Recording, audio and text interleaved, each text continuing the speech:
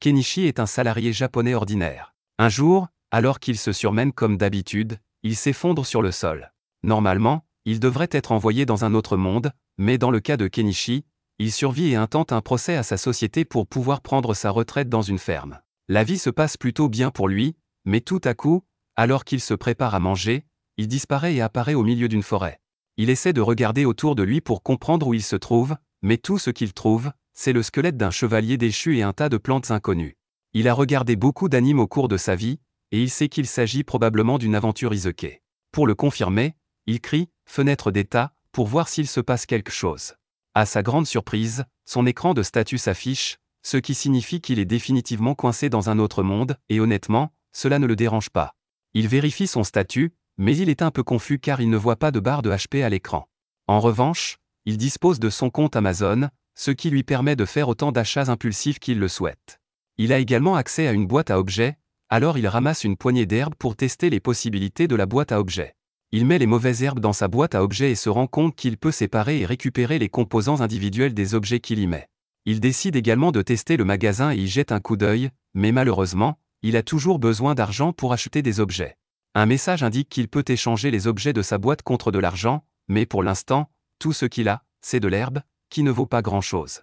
Il n'a littéralement rien de valable à échanger contre de l'argent, et à ce rythme, il va probablement mourir de faim.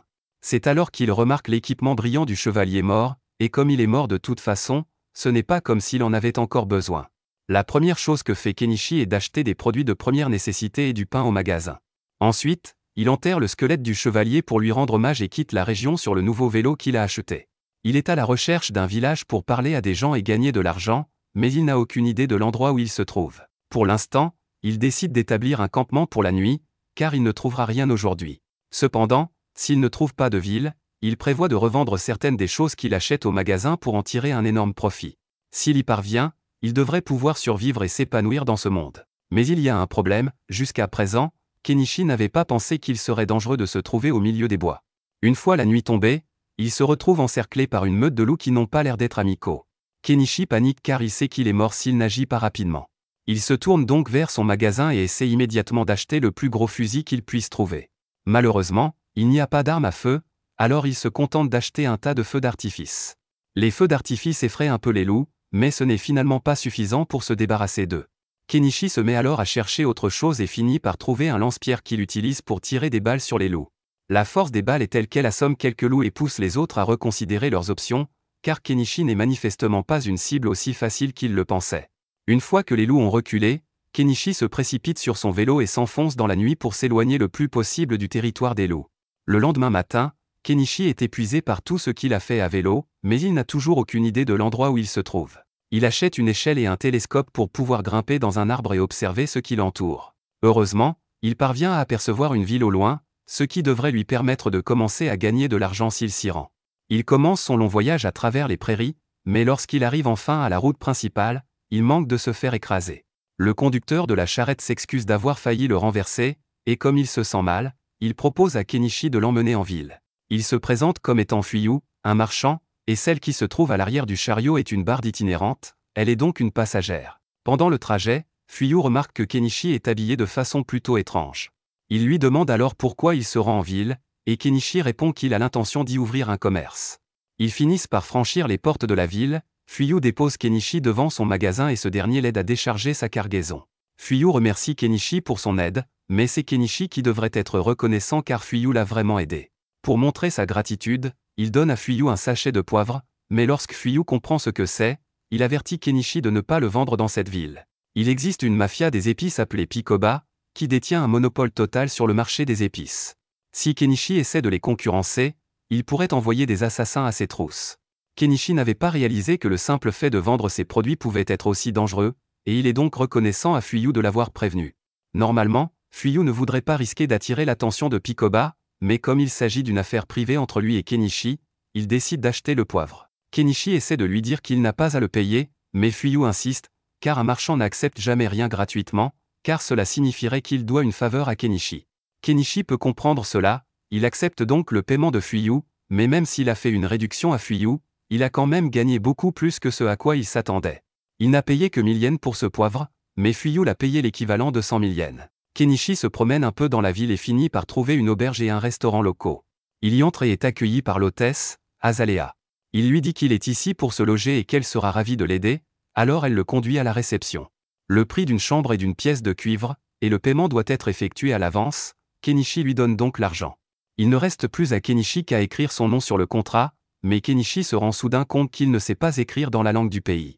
Azalea remarque les vêtements étranges de Kenichi et lui demande s'il est une sorte d'ambassadeur étranger, mais Kenichi lui répond qu'il est juste en ville parce qu'il veut monter sa propre affaire. Azalea lui apporte son soutien, mais elle ne pense pas que Kenichi sera accepté par la guilde des marchands, qui exige de ses membres qu'il sache lire, écrire et compter, ce qu'il ne sait apparemment pas faire. Kenichi sait parfaitement lire et écrire, mais il ne comprend pas la langue de ce pays. Quant aux mathématiques, il est plutôt doué, donc cela ne devrait pas poser de problème. Azalea ne croit pas que Kenichi sache vraiment faire des maths, alors elle lui pose un problème de multiplication de base pour le tester, et Kenichi répond instantanément, ce qui fait de lui un génie des maths dans ce monde. Azalea l'aide à écrire son nom sur le contrat, et comme Kenichi a besoin d'apprendre à lire et à écrire, il lui demande si elle serait prête à lui apprendre la langue de ce pays. Il lui propose de lui donner des bonbons en échange des leçons de langue, et lorsqu'elle entend « bonbons », elle est tout à fait d'accord. Il est pratiquement impossible de se procurer des bonbons dans le royaume de Kaden, car seuls les nobles ont le droit d'acheter ce genre de choses. En fait, si les nobles découvraient qu'elle a de si belles friandises, ils essaieraient probablement de les lui prendre, mais elle refuse que cela se produise. Une fois qu'Azalea s'est calmée, elle commence à enseigner à Kenichi la langue de ce monde, qui est assez facile à comprendre pour lui puisqu'elle est similaire au katakana du japonais.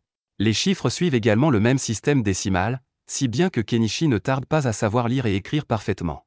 Azalea est stupéfaite qu'il ait pu apprendre la langue en seulement quelques heures, et s'il peut faire cela, alors il est certainement assez intelligent pour se faire un bon nom en tant que marchand, et elle commence donc à le considérer comme un bon partenaire de mariage. Kenichi pense qu'Azalea plaisante, puisqu'il est assez âgé pour être son père, et ne prend donc pas sa déclaration au sérieux. Il termine le portrait qu'il avait dessiné d'elle, et quand Azalea le voit, elle est folle de joie parce qu'il lui ressemble exactement, et normalement, seuls les nobles ont droit à leur portrait.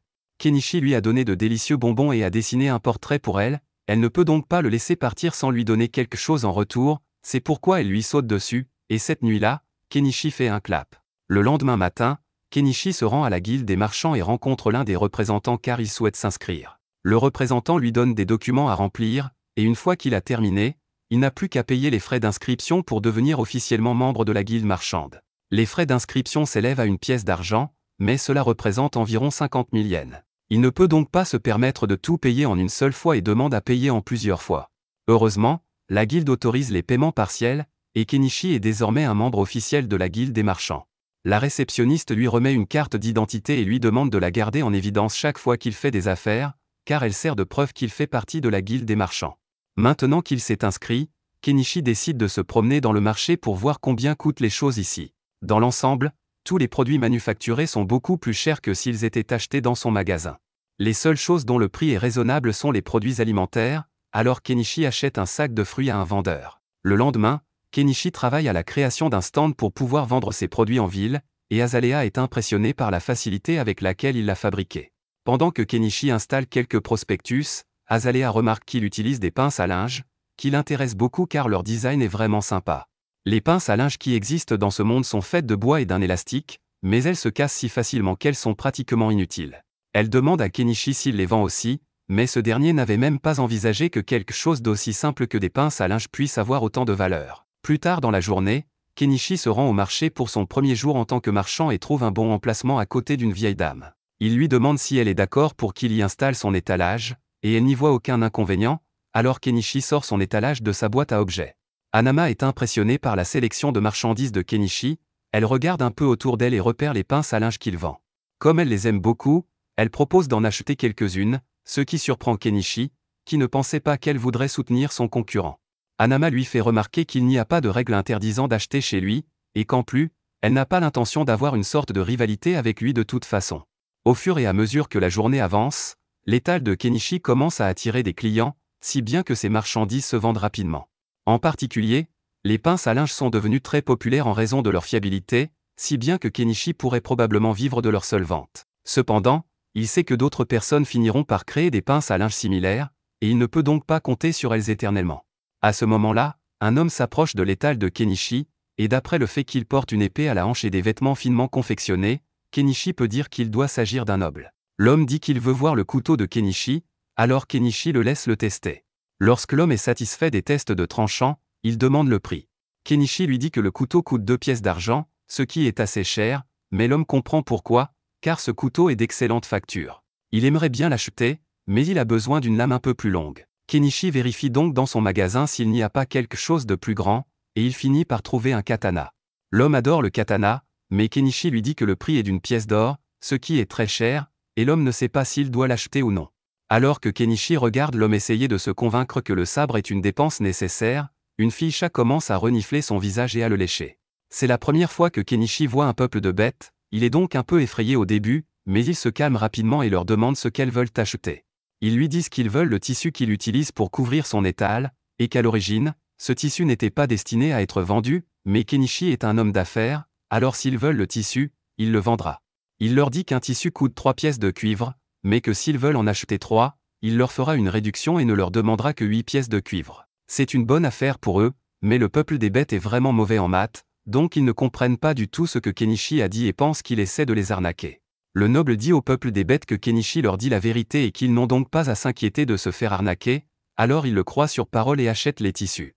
L'homme décide également d'acheter l'épée car elle est incroyablement bien faite, et à la fin de la journée, Kenichi fait un très bon profit. Pendant ce temps, ailleurs dans la ville, une servante qui a acheté les pinces à linge de Kenichi les montre à sa maîtresse, Primula.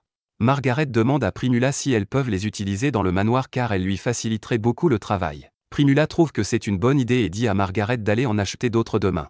Mieux encore, elle veut vendre ses pinces à linge dans sa propre entreprise, car c'est une mine d'or d'opportunités, et elle s'en va demander la permission à son père. Ce soir-là, Kenichi prend un bain au bord du puits, et il aimerait vraiment avoir un bain chaud, mais les bains chauds n'ont pas encore été inventés, alors il va devoir en fabriquer un lui-même. Il regarde dans le magasin pour voir s'il y a quelque chose qu'il pourrait utiliser pour faire un bain chaud et trouve par hasard un tonneau à vendre. Il a donc l'intention de le remplir d'eau et de le mettre sur le feu pour qu'il puisse à nouveau prendre un bain chaud. Si son idée fonctionne, il pourra peut-être en tirer profit. Par ailleurs, Kenichi a beaucoup profité de l'écran de sa boutique en ligne, mais il n'a aucune idée de son fonctionnement ni de la façon dont les colis lui parviennent. Pour être honnête, c'est bien trop beau pour être vrai, et Kenichi craint qu'on lui vole son âme en guise de compensation, mais pour l'instant, il ne sert à rien de s'inquiéter, alors il décide d'aller dormir. Pendant ce temps, dans la forêt, il y a une petite fille nommée Anémone, et elle est actuellement en fuite. Le lendemain, alors que Kenichi prépare son magasin, il décide de mettre à jour son inventaire et met en vente quelques bijoux. Ce ne sont pas des pierres précieuses, mais elles sont jolies, et il devrait pouvoir en tirer un bon profit. C'est à ce moment-là que Margaret, la servante d'hier, arrive et dit qu'elle est venue acheter d'autres pinces à linge à Kenichi. Il lui demande combien elle veut en acheter et est surpris d'entendre qu'elle en veut 100, mais elle a l'argent pour cela, alors il finalise la vente. Alors qu'il emballe les épingles pour elle, Margaret remarque certains des bijoux qu'il a disposés et demande s'ils sont faits de vrais diamants. Kenichi lui répond que les bijoux sont tous faits de verre poli, mais qu'ils sont tout de même très beaux. Margaret lui demande donc d'en mettre un de côté pour qu'elle puisse revenir l'acheter plus tard. Les affaires continuent comme d'habitude pendant le reste de la journée, mais juste au moment où Kenichi s'apprête à fermer boutique pour la journée, les fous de bêtes de la veille reviennent dans sa boutique. Ils ont l'air plutôt sérieux et Kenichi craint qu'ils ne soient là pour le battre, mais Mireille s'approche de son visage et dit aux autres qu'elle sent une odeur d'épices venant de lui. Les autres bêtes commencent à faire la fête et demandent à Kenichi de leur vendre quelques-unes de ces épices, mais celui-ci hésite à le faire après ce qu'il a entendu sur le syndicat des épices. Il n'a aucune idée de la façon dont ils opèrent et de ce qu'ils lui feront s'ils découvrent qu'il vend des épices, alors il ne veut pas prendre le risque. Les hommes bêtes ne cessent de le supplier de faire une exception, mais les habitants de la région leur disent qu'ils ne peuvent pas s'attendre à ce qu'un nouveau venu comme Kenichi prenne des risques pour eux, et les hommes bêtes semblent avoir compris le message. Kenichi ne peut pas leur vendre d'épices, mais il n'enfreint aucune règle s'il partage un repas avec eux. Il invite donc le groupe à venir manger avec lui, mais il devra le faire dans les bois pour ne pas attirer l'attention. Les fous de bêtes sont très heureux d'entendre cela, et plus tard dans la nuit, ils rejoignent tous Kenichi et Anama à la périphérie de la ville, pour qu'ils puissent commencer à cuisiner. Kenichi est sur le point de commencer à cuisiner quand Anama lui demande si elle peut l'aider, alors il lui dit de couper quelques légumes pour lui. Cependant, quand Anama regarde les légumes, elle n'arrive pas à croire à quel point ils sont vibrants et juteux. Kenichi lui explique qu'il les a achetés dans un pays étranger et lui garantit qu'ils ont vraiment bon goût. Pendant que Kenichi et Anama travaillent sur les légumes, Miale et les autres fous de bêtes sont occupés à pêcher des poissons dans la rivière, et ils parviennent bientôt à en attraper une bonne quantité. Maintenant que tous les ingrédients sont prêts, Kenichi commence à préparer le poisson avec les épices et jette le tout dans une marmite pour le faire cuire un moment, ce qui donne finalement un repas que les fous de bête adorent. Ils n'ont jamais rien goûté de tel auparavant, et sont donc très reconnaissants pour ce repas, mais toute cette bonne nourriture leur donne une envie folle d'alcool. Hanama leur demande de faire preuve de retenue, car l'alcool est très cher, mais Kenichi ne voit pas d'inconvénient à leur en donner un peu à boire. Il sort donc une bouteille d'alcool bon marché et leur verse 2 verres, mais en échange, il leur demande de jurer qu'ils ne parleront jamais à personne du repas qu'il leur a préparé. Hanama avertit Kenichi qu'il est un peu trop généreux, mais il ne voit rien de mal à laisser les bêtas s'amuser, d'autant plus qu'ils ont l'air de bonnes personnes. Cette nuit-là, ils boivent ensemble, se baignent ensemble et finissent par s'endormir à la belle étoile, et Miele semble vraiment apprécier Kenichi à présent. Le lendemain matin, Kenichi revient à l'auberge et Azalea est un peu contrarié parce qu'il est resté dehors toute la nuit. Kenichi essaie d'expliquer qu'il n'a fait que passer la nuit avec un couple de beast folk à l'extérieur de la ville, mais à en juger par la fourrure de femme-chat sur sa veste, elle pense que Kenichi a fait bien plus que passer la nuit, et elle est furieuse qu'il ait choisi de le faire avec une femme-chat plutôt qu'avec elle. Plus tard dans la journée, Kenichi prépare son magasin pour une nouvelle journée de travail, mais pendant qu'il le fait, Margaret arrive avec Primula pour visiter le magasin de Kenichi. Kenichi est d'abord distrait par la beauté de Primula, puis il remarque Margaret debout derrière elle et réalise qu'elles doivent être ici pour acheter le collier que Margaret lui a demandé hier. Il l'apporte et Margaret le paie avant de le donner à Primula pour qu'elle puisse l'inspecter. Vu la qualité de la fabrication, elle a du mal à croire qu'il n'est pas fait de vrais diamants. Elle lui demande s'il en a d'autres en stock, alors Kenichi en achète plusieurs dans son magasin et les lui montre. Primula est incroyablement impressionnée par la qualité des produits de Kenichi et par le fait qu'il possède une boîte à objets. Elle a une requête à lui faire, elle lui dit qu'elle est la fille du propriétaire de la Malo Trading Company, et que si Kenichi veut bien l'accompagner, elle aimerait le présenter à son père. Kenichi apprécie l'idée de rencontrer la propriétaire d'une importante société commerciale, mais il hésite à rencontrer des gros bonnets, car cela pourrait lui causer des ennuis. Cependant, Hanama lui dit que le père de Primula est bien connu en ville et que tout le monde dit que c'est un homme de bonne moralité, donc Kenichi n'a pas à s'inquiéter d'avoir des ennuis avec lui. Kenichi accepte donc d'accompagner Primula, qui l'invitait à se joindre à elle dans sa calèche pour rencontrer son père. En chemin, Primula lui montre des répliques de pinces à linge qu'elle a fabriquées, et bien que la forme en bois soit assez facile à copier, la pince en métal était trop complexe à fabriquer pour son artisan. Kenichi comprend pourquoi ils n'ont pas réussi à trouver la solution, car même lui ne sait pas comment les ressorts sont fabriqués, mais il sait que c'est un processus compliqué. Ils finissent par arriver à la maison de Primula, et Kenichi est stupéfait de voir à quel point elle est immense, mais comparée aux maisons des nobles d'ici, Primula dit qu'elle est en fait assez petite. Ils entrent et Kenichi est présenté au père de Primula, Malou. Ils se saluent tous les deux et Malou invite Kenichi à s'asseoir pour qu'ils puissent commencer leur discussion. Une fois installé, Kenichi montre à Malou quelques-uns des bijoux qu'il possède, et Malou est aussi impressionné que Primula. De plus, Primula lui dit que Kenichi possède une boîte à objets, ce que Malou trouve intéressant car il en a une lui aussi. C'est grâce à sa boîte à objets qu'il a pu monter sa société commerciale à ce niveau. Il pense donc que Kenichi pourrait réussir en l'utilisant correctement, même si pour l'instant, il ne l'utilise que pour stocker ses provisions. Quoi qu'il en soit, la raison pour laquelle Malou souhaitait rencontrer Kenichi est qu'il voulait discuter de la possibilité que Kenichi devienne le fournisseur officiel de la société Malou. Kenichi s'attendait à une telle proposition et suppose que Malou a l'intention de la commercialiser de manière à maximiser ses profits. Cependant, si c'est ce que Malou recherche, Kenichi lui demande pourquoi il n'a pas continué à acheter les articles de son magasin à bas prix pour les revendre plus tard. Malou aurait certainement pu le faire, mais c'est une tactique commerciale sournoise, et si Kenichi découvrait qu'il revendait ses produits sans autorisation, il ne serait pas très content. De plus, le fait d'avoir une conversation directe avec Kenichi donne à Malou un avantage sur ses concurrents, qui finiraient par l'approcher à leur tour. Cela dit, Malou souhaite entamer des négociations en vue d'un partenariat et propose à Kenichi de lui verser 50% du prix de vente au détail de ses produits. Kenichi aurait pu demander mieux, mais cela ne le dérange pas, car sa boutique en ligne lui rapporte déjà beaucoup d'argent. Il accepte donc l'offre de Malou, et les deux hommes se serrent la main. Il signe officiellement le contrat de fourniture, et les premiers articles qu'il fournit à Malou lui rapportent plus d'1 million de yens. Cependant, lorsque Primula voit tous les beaux bijoux que Kenichi a en stock, elle en tombe amoureuse et demande à son père si elle peut les acheter à Kenichi pour elle-même. Malou n'y voit aucun inconvénient et Primula lui propose de lui payer 10 pièces d'or, ce qui équivaut à 2 millions de yens. Pour la première fois depuis son arrivée, Kenichi a un solde bancaire à 8 chiffres. Puisqu'il s'en sort si bien, il décide de commencer à mettre en place sa vie tranquille et achète une maison dans son magasin. Le lendemain, il quitte les murs de la ville et part dans la forêt à la recherche d'un bon endroit pour y installer sa maison. Avant de partir, il informe Azalea de son plan pour qu'elle ne s'inquiète pas, mais elle trouve un peu étrange que Kenichi choisisse volontairement de vivre dans la dangereuse forêt au lieu de rester en ville. Une fois qu'il a trouvé un bon endroit, Kenichi achète un désherbeur et commence à aménager la zone, mais il se heurte à un problème, car même si les autres articles de son magasin sont plutôt bon marché, le carburant est toujours cher, quel que soit le monde dans lequel on vit. Il n'y a rien qu'il puisse faire, alors il s'accommode du coût élevé et continue à travailler jusqu'à ce qu'il ait réussi à se frayer un chemin pour entrer et sortir de la forêt. Après cela, il doit commencer à se débarrasser de tous ces arbres, il achète donc une tronçonneuse et commence à couper. Après plusieurs heures de travail acharné, Kenichi a finalement réussi à couper un grand nombre d'arbres dans la région, et il ne lui reste plus qu'à les écarter du chemin. Cependant, lorsqu'il essaie de placer les arbres dans sa boîte à objets, il n'y parvient pas. Il semble que les arbres soient trop longs pour y entrer, il va donc devoir ressortir sa tronçonneuse et les couper en morceaux plus faciles à gérer. Il finit par raccourcir les arbres en bûches de 10 mètres, ce qui lui permet de les ranger dans sa boîte à objets, et il a presque fini d'enlever les arbres. La seule chose qui lui reste à faire est d'enlever toutes les souches, mais cela va demander beaucoup de travail et le soleil se couche déjà. Le lendemain, Kenichi retourne dans la forêt pour terminer le travail, mais après avoir creusé la souche pendant un moment, il se rend compte que c'est beaucoup trop de travail pour un homme d'âge moyen comme lui, et plutôt que de s'abîmer le dos, il décide d'acheter une pelleteuse.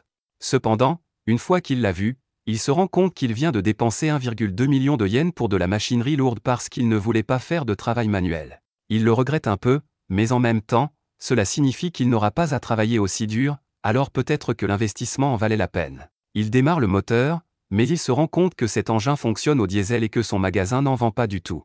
Il commence à paniquer, car ce serait un énorme gâchis s'il ne pouvait pas utiliser la pelleteuse après avoir dépensé tant d'argent pour elle. Il réfléchit un instant et se rend compte qu'il pourrait probablement fabriquer son propre diesel en mélangeant du kérosène et quelques additifs. Mais au moment d'essayer, il se rend compte qu'il pourrait détruire le moteur de la pelleteuse s'il se trompait dans les proportions du mélange, alors pour être sûr, il décide de tester d'abord son mélange sur un générateur diesel. Après l'avoir rempli, il essaie de le mettre en marche et il semble fonctionner correctement. Il sait donc que son diesel maison fonctionnera avec la pelleteuse et il a l'intention de revenir demain pour terminer le travail. Entre-temps, il doit faire quelque chose pour lutter contre les insectes, et le lendemain, il décide de se rendre dans une boutique de magie locale pour acheter des pierres magiques anti-insectes. Lorsqu'il entre dans la boutique, le sorcier qui en est le propriétaire accueille Kenichi et lui demande d'où il vient, car il ne l'a jamais vu dans le coin. Kenichi explique qu'il est un étranger qui vient d'ouvrir une boutique en ville et qu'il est ici pour acheter des pierres anti-insectes. Le sorcier lui dit que ces pierres coûtent 3 pièces d'argent, mais que c'est très cher. Kenichi essaie donc de faire un marché et propose au sorcier de lui donner 2 oranges s'il peut baisser le prix. Le sorcier n'a jamais vu d'orange auparavant, il pense donc qu'il s'agit d'une sorte de fruit exotique et accepte de faire une réduction à Kenichi pour cette raison. Plus tard dans la journée, Kenichi va parler à Hanama, qui lui dit que le sorcier est un homme très cultivé, et que c'est donc une bonne personne à avoir comme ami. C'est à peu près tout le contraire du criminel recherché Chaga, dont les avis de recherche ont été placardés dans toute la ville. C'est le chef d'un groupe de bandits notoires, et la récompense pour sa capture est très élevée.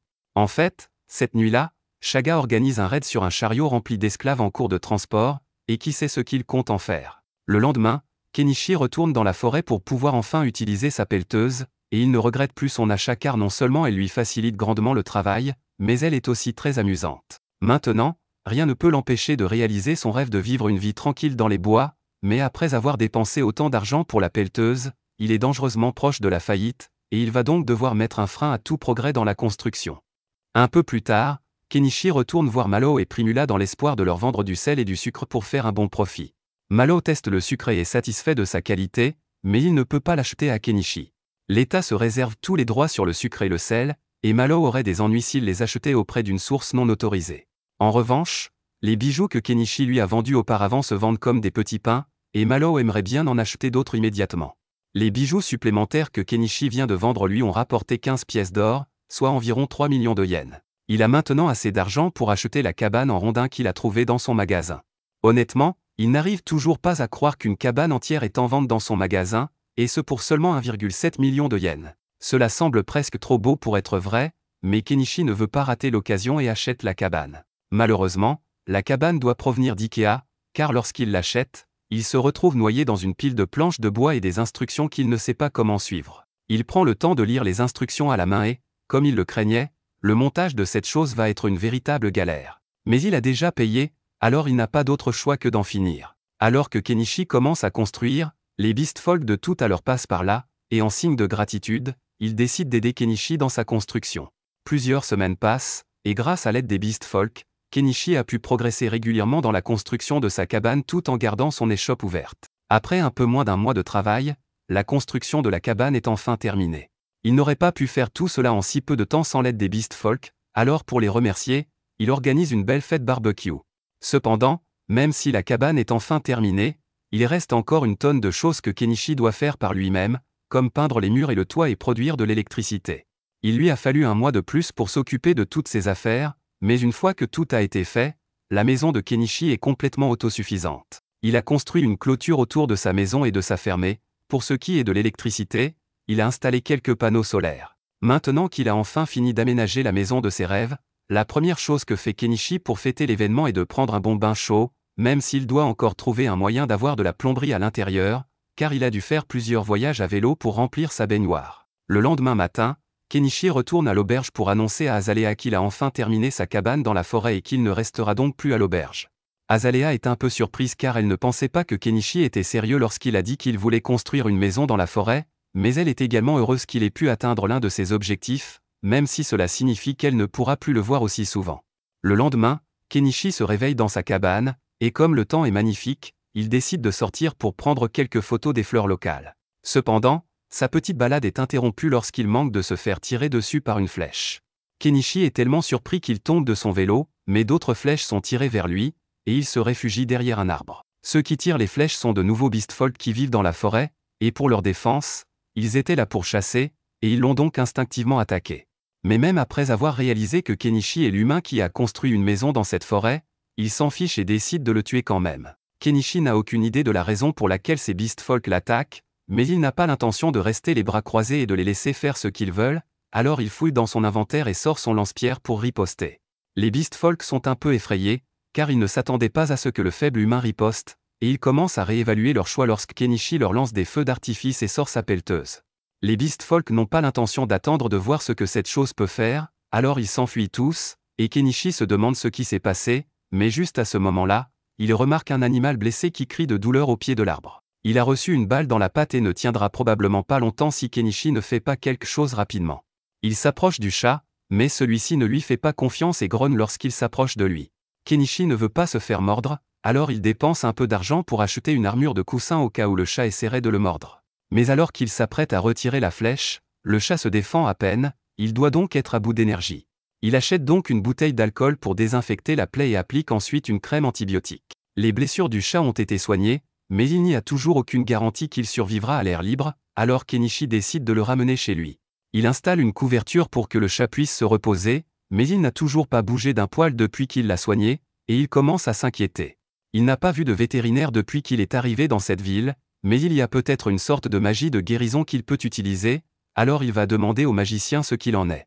Le sorcier écoute l'histoire de Kenichi et se rend compte qu'il a dû trouver un lynx, mais il ne comprend pas pourquoi Kenichi voudrait s'embêter à le soigner puisqu'il pourrait facilement le tuer et vendre sa fourrure pour en tirer un bon profit. Le sorcier n'étant pas d'une grande aide, Kenichi retourne à l'extérieur et, alors qu'il passe par là, Miare saute sur lui et commence à renifler. Elle sent l'odeur d'un lynx sur lui, et son peuple considère les lynx comme des messagers de Dieu, alors elle est très excitée et veut le voir de ses propres yeux. Elle suit Kenichi jusqu'à sa maison, et dès qu'elle voit le lynx, elle peut déjà dire que sa blessure a été causée par le chien Beast Folk, et elle jure de leur faire payer. Pendant ce temps, le lynx semble aller un peu mieux, mais il continue d'essayer de lécher sa blessure, si bien que Kenichi est obligé de lui coller un cône sur la tête. Miare est impressionnée par les compétences de Kenichi en matière de soins de santé. Elle lui demande s'il est médecin, mais il lui répond qu'il connaît juste quelques notions de premier secours. Miare veut remercier Kenichi d'avoir sauvé le lynx roux, alors elle sort et chasse rapidement pour donner à Kenichi de la viande d'oiseau, et une fois qu'elle a ramené sa prise, Kenichi la fait griller pour leur dîner. Après le repas, Miare est épuisée et demande à Kenichi de la laisser passer la nuit ici. Kenichi lui demande si elle peut laisser tomber son travail et passer la nuit ici, mais elle est plus préoccupée par le lynx roux que par son travail en ce moment. Kenichi accepte de la laisser passer la nuit, mais il n'a qu'un seul lit, alors Miare suggère qu'ils dorment tous les deux ensemble, et Miare finit par se retrouver sur Kenichi plus tard dans la nuit.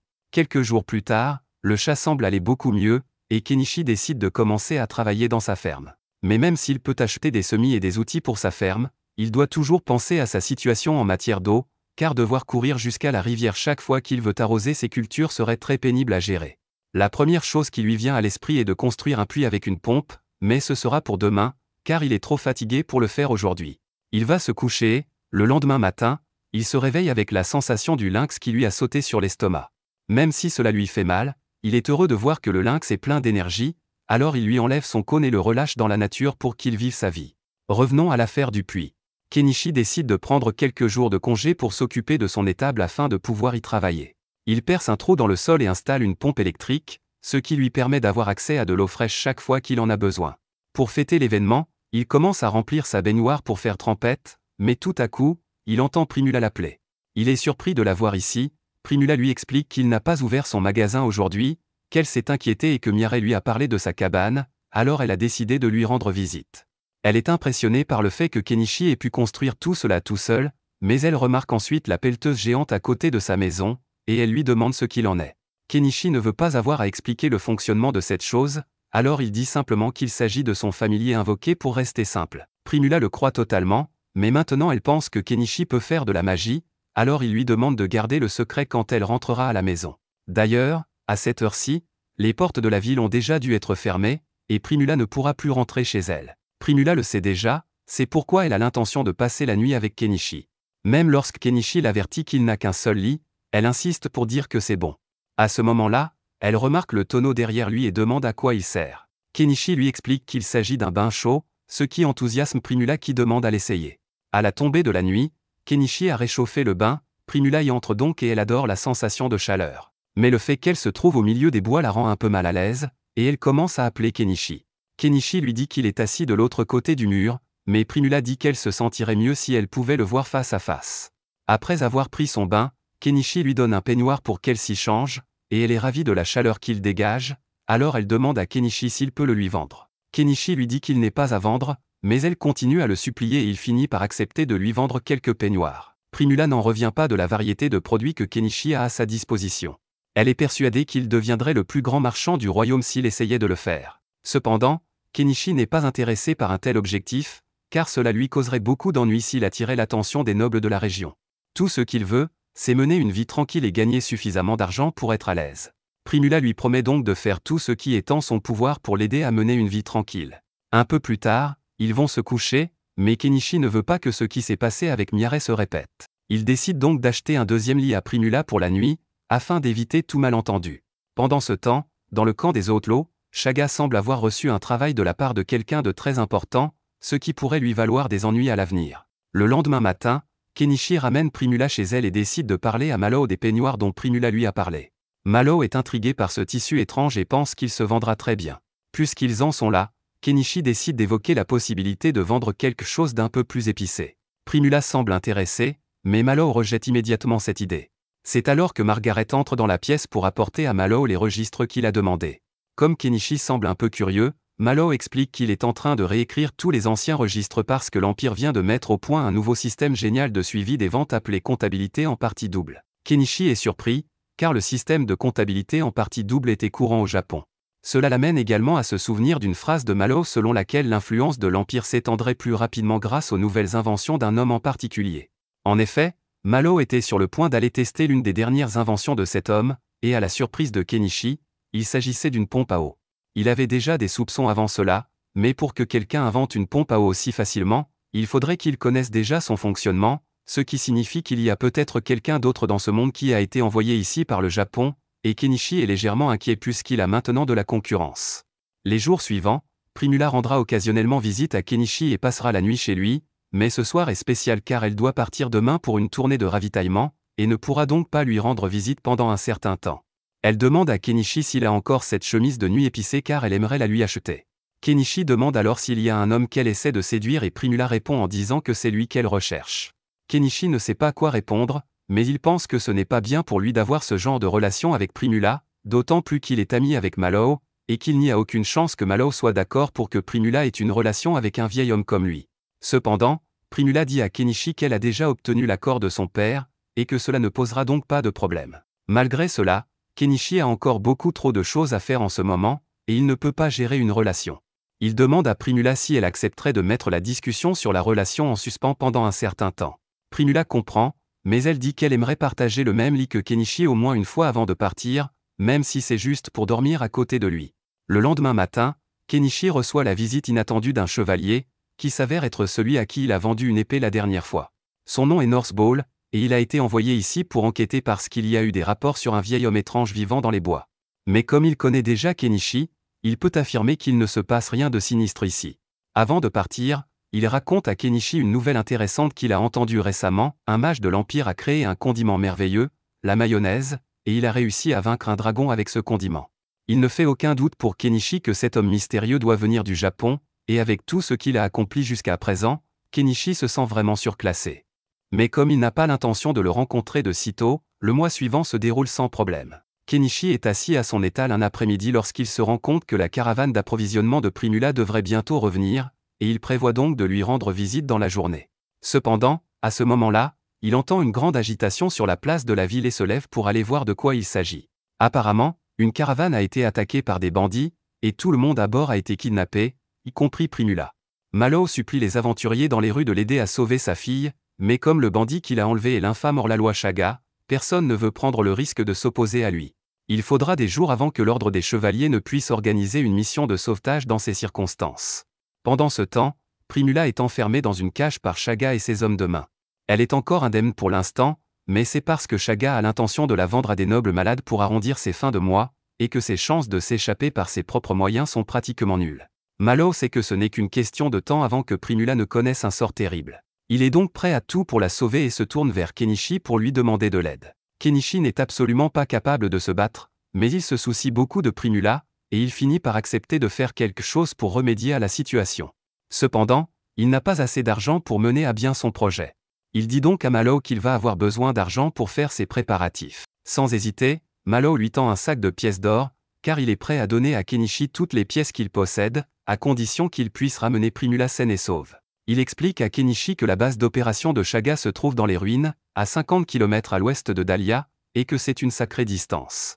Il regarde les voitures disponibles dans son magasin et décide finalement d'acheter un camion.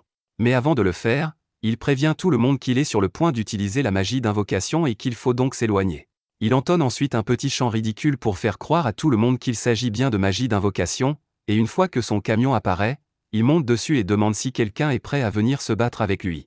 Shaga a une énorme prime sur sa tête, alors s'ils parviennent à la battre, il y aura une énorme récompense pour tout le monde. Cependant, aussi alléchant que cela puisse paraître, personne n'accepte l'offre de Kenichi, car Shaga est une trop grande menace.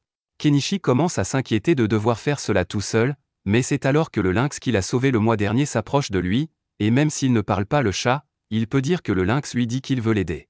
En parlant de chat, Mialet et les autres bêtes veulent aussi aider Kenichi, car ils lui doivent une faveur pour toute l'aide qu'il leur a apportée. Kenichi est heureux de voir qu'il a des gens de son côté, alors pour les préparer au combat, il achète un arc à poulie pour Mialet et une hache et quelques épées pour les frères de Mialet. À ce moment-là, il entend quelqu'un dire qu'il veut l'aider, et quand il regarde en bas, il trouve Paul debout. Kenichi est beaucoup plus rassuré de savoir qu'un chevalier expérimenté va les accompagner, mais il est un peu curieux de savoir pourquoi Paul se promène en ville avec son armure complète. Paul explique qu'il vient de faire fabriquer sa nouvelle épée avec l'acier que Kenichi lui a donné, et qu'il a donc cherché toute la journée une occasion de l'utiliser, et que tuer des bandits serait l'excuse parfaite. Il y a encore une personne qui dit vouloir venir, mais il s'agit du propriétaire du magasin de magie, et Kenichi essaie de lui dire que c'est trop dangereux pour un vieil homme comme lui. Cependant, le vieil homme révèle qu'il était un mage à l'époque, et bien qu'il soit vieux, ses sorts de feu sont toujours aussi mortels qu'ils l'étaient à l'époque de sa splendeur. Kenichi reconnaît que l'homme serait utile au combat, et il le laisse donc venir, mais Anama dit alors qu'elle veut venir aussi. Kenichi tente de lui dire de rester en arrière, car elle ne pourrait rien apporter dans un combat, mais même si elle n'est pas capable de se battre, elle dit qu'elle peut toujours apporter un soutien moral et préparer de la nourriture pour le groupe. Elle promet également de s'enfuir à la seconde où le combat commencera, afin que Kenichi n'ait pas à se préoccuper de sa protection. Il finit par accepter d'emmener Anama avec lui pour le soutenir moralement, mais il s'arrête quand Malo dit qu'il veut venir aussi. Il lui dit alors de rester ici et d'attendre que Primula revienne saine et sauve. Kenichi demande une fois de plus si quelqu'un d'autre veut venir avec eux, mais tous les autres sont trop effrayés à l'idée de se battre contre Shaga, alors ils reculent tous, et la foule disparaît. Avant de partir, Kenichi se rend à la guilde et s'inscrit en tant qu'aventurier, tout en signalant officiellement qu'il va s'occuper de la prime de Shaga. Le groupe part ensuite dans le camion de Kenichi, mais alors qu'il quitte la ville, tous les gens qui étaient trop effrayés pour se battre commencent à se moquer de lui parce qu'ils pensent que Kenichi va juste s'enfuir avec l'argent que Malo lui a donné. Pendant ce temps, dans les ruines, la cellule de Primula est ouverte pour que la fille que Shaga a capturée comme esclave puisse lui apporter de la nourriture. Cependant, Primula remarque que la jeune fille est affamée et lui propose de lui donner du pain à la place. La jeune fille est reconnaissante de la gentillesse de Primula et commence à manger tout de suite, et pendant qu'elle mange, Primula lui pose quelques questions. Elle apprend que la jeune fille est également retenue en captivité ici, et lui demande donc si elle veut s'échapper avec elle. La jeune fille aimerait bien sortir d'ici, mais elle ne pense pas que ce soit possible dans les circonstances actuelles. Cependant, Primula est sûre que ce n'est qu'une question de temps avant que les secours n'arrivent. Après s'être rapprochés de la base, Kenichi et les autres s'arrêtent pour faire une pause. Une fois qu'ils ont fini de manger, Kenichi fait asseoir tout le monde pour commencer leur réunion stratégique. Kenichi propose un plan d'assaut de base, et tout le monde pense que son plan est bon. Ils se mettent donc tous en position, et Miele est envoyée en reconnaissance. Kenichi parvient à rester en contact avec elle en utilisant des radios qu'il a achetées, mais pour rester simple, lorsque Miele pose des questions sur la radio, il lui dit simplement qu'il s'agit d'un appareil magique qui leur permet de parler sur de longues distances. Maintenant que Miele est en mesure de jouer le rôle d'éclaireur, Kenichi et les autres montent tous dans le camion pour se mettre en route, et Hanama reste en arrière pour sa propre sécurité. Comme il n'y a aucune garantie de victoire, Kenichi demande à Hanama d'aller contacter la guilde des aventuriers s'ils ne reviennent pas dans la journée. Tard dans la nuit, Kenichi demande à Miele de faire le point sur les bandits, et d'après ce qu'elle voit, il semble que les bandits fassent la fête. En fait, la plupart des bandits sont ivres en ce moment, et c'est donc l'occasion rêvée pour eux d'attaquer. Avant qu'ils n'entrent, l'un des hommes bêtes attire l'attention de Kenichi et lui tend une noix. Kenichi demande ce que c'est, et l'homme bête lui explique qu'il s'agit d'une pilule pour l'aider à oublier qu'il va devoir tuer des gens. Apparemment, cela suffit à Kenichi, qui avale une bouchée de la pilule et se retrouve instantanément embarqué dans le voyage le plus intense de sa vie. Kenichi ne sait presque plus ce qui se passe, mais il se souvient qu'il a une mission à accomplir, alors il prend le volant et commence à conduire comme un fou à travers la forêt. Dans le camp des bandits, tous les bandits sont encore occupés à s'amuser. Soudain, deux d'entre eux aperçoivent le camion qui s'approche et sont abattus d'une balle dans la tête par Miele. Le vieil homme grimpe donc sur le toit du camion et lance un sort d'explosion pour faire un trou dans la porte. À ce stade, tout le camp des bandits est en état d'alerte, mais il est déjà trop tard, car Kenichi et les autres ont réussi à pénétrer à l'intérieur. Comme les bandits ont beaucoup bu, ils sont tous ivres et n'ont pas d'armure. Miele et ses frères peuvent donc se débarrasser rapidement des premiers qui arrivent à portée de tir. Paul sort alors du camion, et il est très excité à l'idée de teindre sa nouvelle épée avec le sang de ses ennemis. Kenichi est tellement impressionné par la force de Paul qu'il se laisse distraire, et un bandit tente de profiter de l'occasion pour le poignarder dans le dos, mais heureusement, le lynx intervient pour le sauver juste à temps. D'autres bandits commencent à émerger des ruines, alors Kenichi décide de sortir l'artillerie lourde et convoque sa pelleteuse pour les écraser. Le peuple des bêtes continue de faire de son mieux pour éliminer autant de bandits que possible, et Paul est ici en train de montrer sa supériorité sur les bandits. Alors que Kenichi tourmente les bandits avec sa pelleteuse, il perce accidentellement un trou dans l'un des murs et trouve une tonne de prisonniers des bandits à l'intérieur. Il vérifie si Primula est à l'intérieur avec eux, mais à sa grande horreur, il semble que Shaga ait anticipé leur mission de sauvetage car il retient Primula en otage au sommet d'une tour. Primula est soulagée que Kenichi soit venu la sauver, mais Shaga est mortifié car tous ses hommes ont été anéantis. Il pensait qu'un groupe serait envoyé pour sauver Primula, mais il n'aurait jamais imaginé qu'il serait aussi fort. Cependant, même dans la situation actuelle, Shaga pense toujours qu'il a le dessus, et il demande à Kenichi et aux autres de déposer leurs armes immédiatement s'ils ne veulent pas qu'il la poignarde ici même. Ils se figent tous sur place car ils ne veulent pas que Primula soit blessée, mais Kenichi n'a pas l'intention de laisser Shaga s'échapper. Alors, pendant que Shaga ne regarde pas, il achète un pointeur laser et dit à Miele de tirer sur Shaga quand il donnera le signal. Miele comprend le message, Kenichi déplace le pointeur laser jusqu'à l'œil de Shaga pour l'aveugler, et à la seconde où il lâche Primula à cause de la douleur, Miele tire directement dans l'épaule de Shaga. Kenichi monte les escaliers en courant pour mettre Primula à l'abri alors que Shaga a retrouvé la vue et s'apprête à les attaquer tous les deux. Heureusement, avant qu'il ne puisse faire quoi que ce soit, l'esclave utilise une sorte de magie pour le faire tomber dans les escaliers. Une fois au sol, il est parfaitement aligné pour que Miele lui tire une balle dans la tête. Le groupe est victorieux et Primula est enfin en sécurité. La première chose qu'ils font est d'envoyer Nanji annoncer la bonne nouvelle à Hanama. Ensuite, Kenichi range ses véhicules et achète des vêtements pour tous les prisonniers qu'ils ont sauvés. Pendant qu'il se nettoie, il remarque la petite fille et demande à Primula de la laver, et pendant ce temps, il lui donne une paire de ciseaux pour lui couper les cheveux.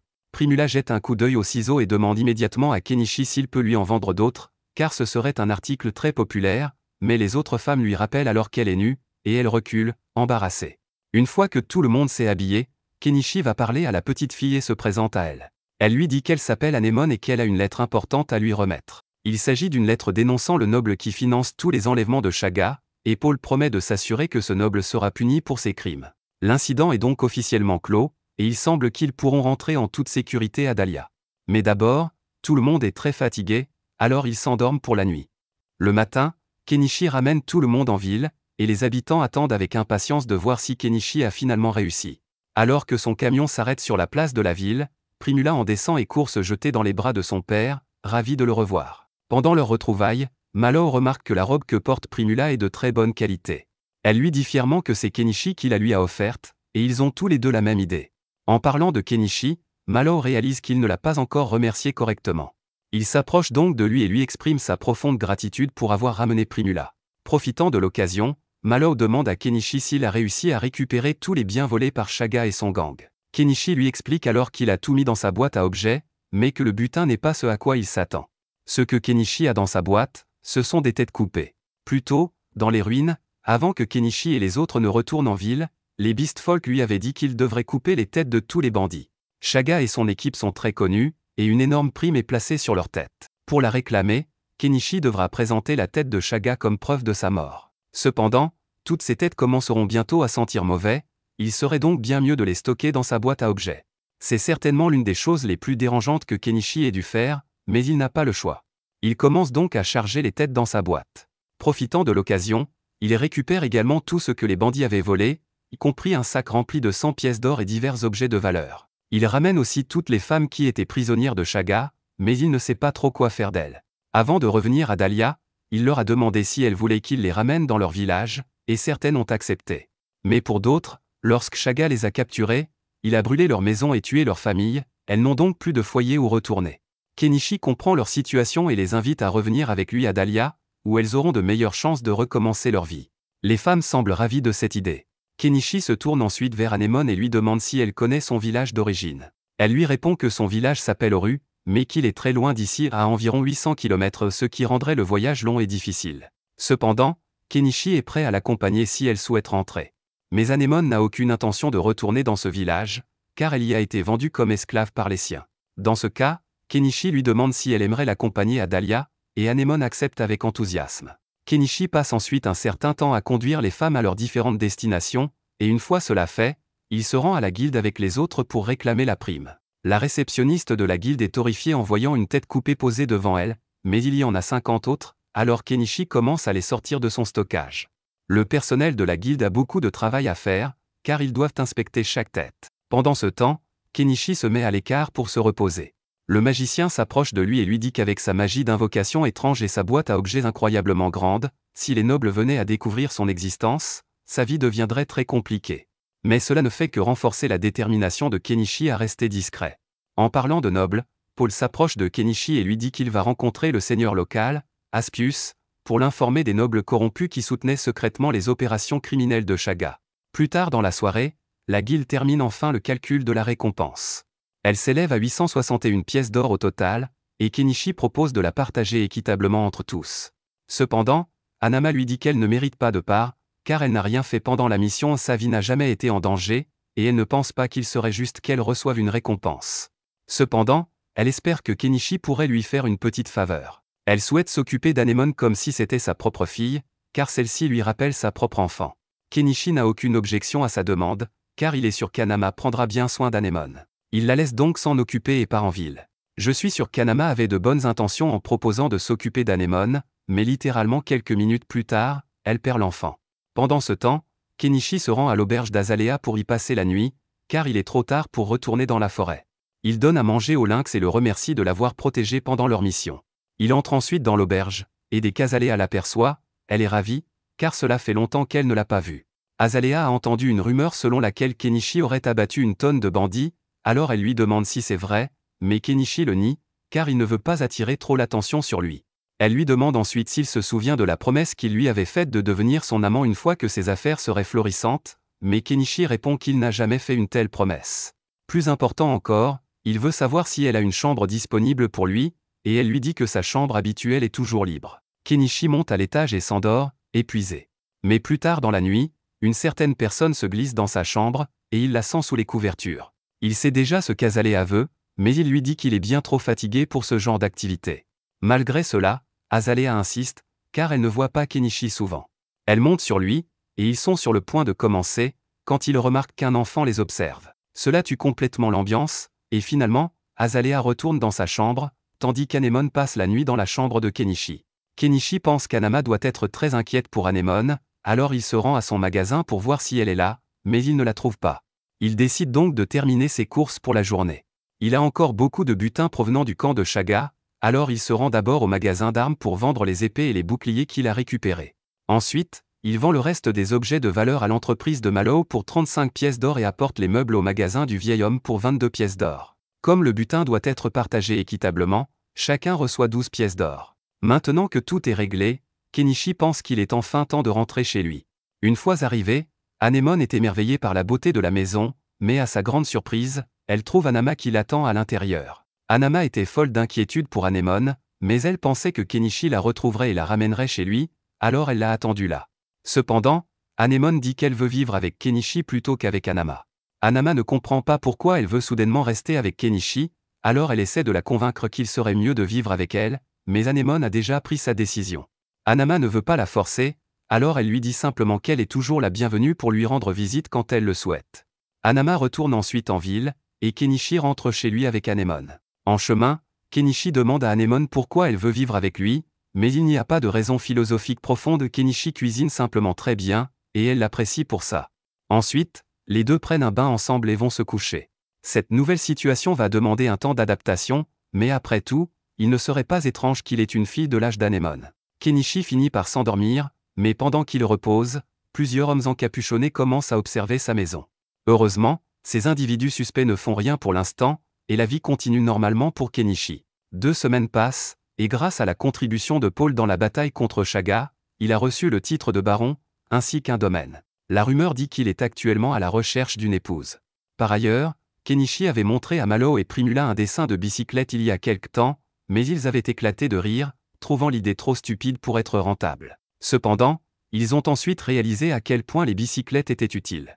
Ils se sont excusés auprès de Kenichi pour avoir ri de lui et lui ont même offert 5 pièces d'or pour son idée.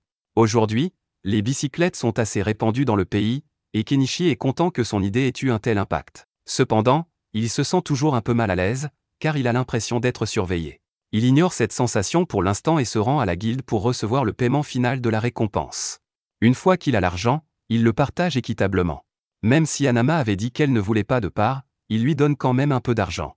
Anama ne pense pas le mériter, mais elle accepte sa gentillesse et, en retour, donne une pomme à Anemone. Tout semble bien se passer, mais Kenichi ressent soudainement à nouveau qu'il est surveillé, et cette fois, il est sûr de ne pas imaginer des choses, car il voit la personne qui l'espionne. Cela pourrait être mauvais, alors il prend la main d'Anemone et essaie de quitter les lieux, mais il se rend vite compte qu'il est suivi par d'autres hommes encapuchonnés.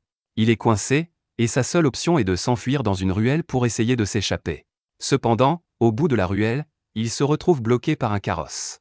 Les hommes encapuchonnés le rattrapent et lui disent que leur patron veut le rencontrer vivant, alors s'ils coopèrent, ils ne lui feront pas de mal. Kenichi n'a pas vraiment le choix, alors il fait semblant de se soumettre à leurs ordres, mais juste avant qu'ils ne le fassent monter dans le carrosse, il sort des pétards de son inventaire et les lance sur les hommes encapuchonnés et dans le carrosse.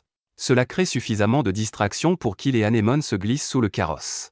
Maintenant qu'il a pris de la distance, il sort une arbalète et la pointe vers les hommes.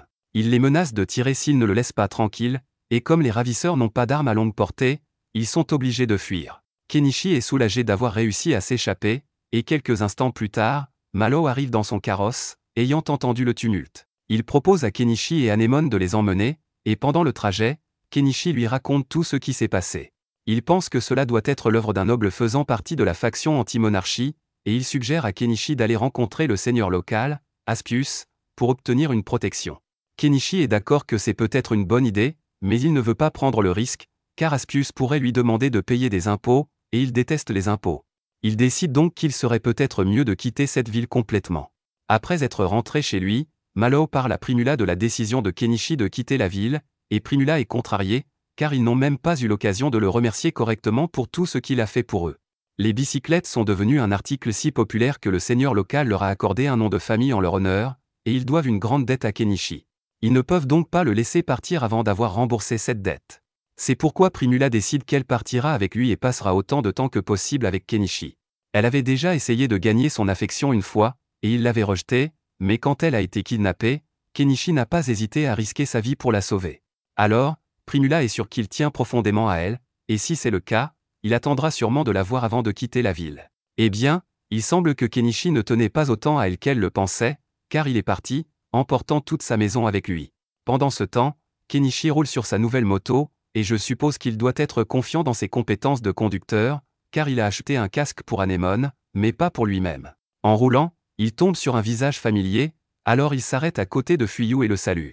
Cela fait longtemps qu'il n'a pas vu Fuyou, alors ils discutent un peu, et Fuyou apprend que Kenichi est finalement devenu marchand.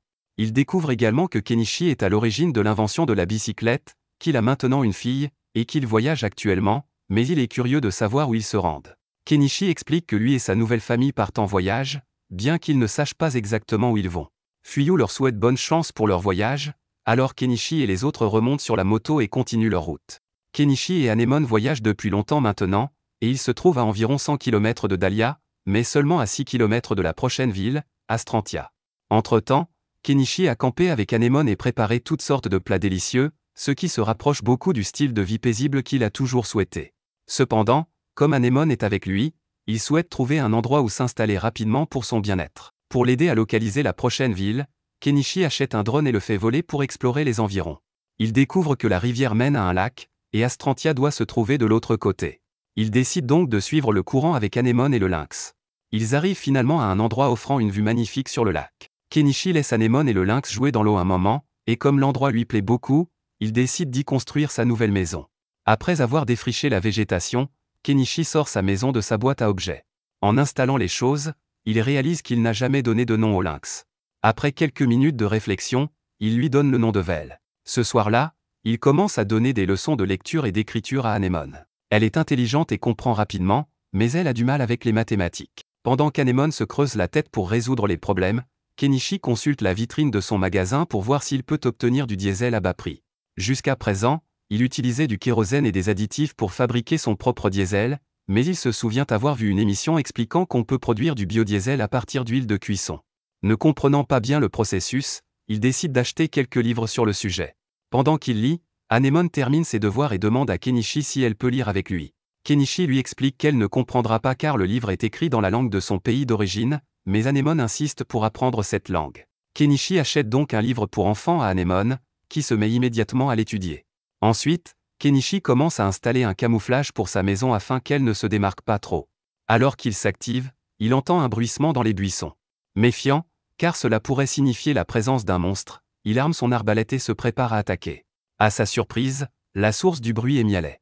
Elle était dévastée lorsque Kenichi avait disparu sans lui dire au revoir, alors elle a travaillé dur pour suivre sa trace jusqu'ici. Maintenant qu'elle est là, elle n'a nulle part où aller et annonce qu'elle vivra avec Kenichi à partir de maintenant. Kenichi ne s'y oppose pas, et Anemone semble bien s'entendre avec Mialet, il est donc convenu qu'elle restera avec eux. Pendant le dîner, Kenichi lui demande s'il s'est passé quelque chose d'intéressant depuis qu'il a quitté Dahlia. Mialet ne se souvient pas de grand-chose, mais elle mentionne que Paul a demandé Primula en mariage, et qu'ils vont bientôt se marier. Kenichi est content que Primula ait réussi à tourner la page et à s'engager avec un homme bien comme Paul, mais il ne pourra pas assister au mariage car il est trop loin. Plus tard dans la soirée, Kenichi prend son bain habituel avec Anemone, tandis que Mialet se lave à côté d'eux. Une fois sec, il rentre à l'intérieur. Anemone montre à Mialet le livre japonais que Kenichi lui a offert, et Mialet l'apprécie beaucoup car, même si elle ne comprend pas les mots, les images rendent l'histoire facile à suivre. Cela donne une idée à Kenichi, comme les livres sont très précieux dans ce monde, il pourrait probablement faire de bons profits en vendant des livres illustrés ici. Cependant, les histoires du Japon ne plairaient probablement pas aux habitants de ce monde, alors Kenichi demande à Anemone et Mialet si elles connaissent des légendes locales. Elles sont enthousiastes à l'idée d'en parler, car elles connaissent de nombreuses légendes anciennes, mais une en particulier retient l'attention de Kenichi, celle de l'elfe de la forêt. Kenichi trouve l'histoire excellente et commence immédiatement à dessiner des illustrations pour elle. Une fois les dessins terminés, il achète une presse à encre pour créer plusieurs copies du livre. Il offre les 2 premières copies à Mialet et Anemone, qui adorent leur livre. Cependant, alors qu'elles admirent les images, Kenichi remarque un bateau qui approche. Craignant des ennuis, il demande aux filles de rentrer à l'intérieur. Lorsque le bateau accoste, Kenichi pointe son arbalète vers les hommes à bord et exige de savoir pourquoi ils sont là. L'homme lui dit de se calmer, car il n'est pas là pour causer des problèmes. Il vient du village de Santankae, ayant remarqué que quelqu'un s'était installé de l'autre côté du lac, il est venu vérifier qu'il n'y avait pas de bandits. Kenichi se calme un peu et baisse son arbalète, expliquant qu'il est un marchand qui vient de s'installer. À ce moment, Vel s'approche de Kenichi, et l'homme bête est surpris, car les lynx ne s'attachent normalement pas aux humains. Le fait que Kenichi en ait apprivoisé un lui donne une bonne impression. Croton décide de faire confiance à Kenichi et se présente, suivi de Nyanya.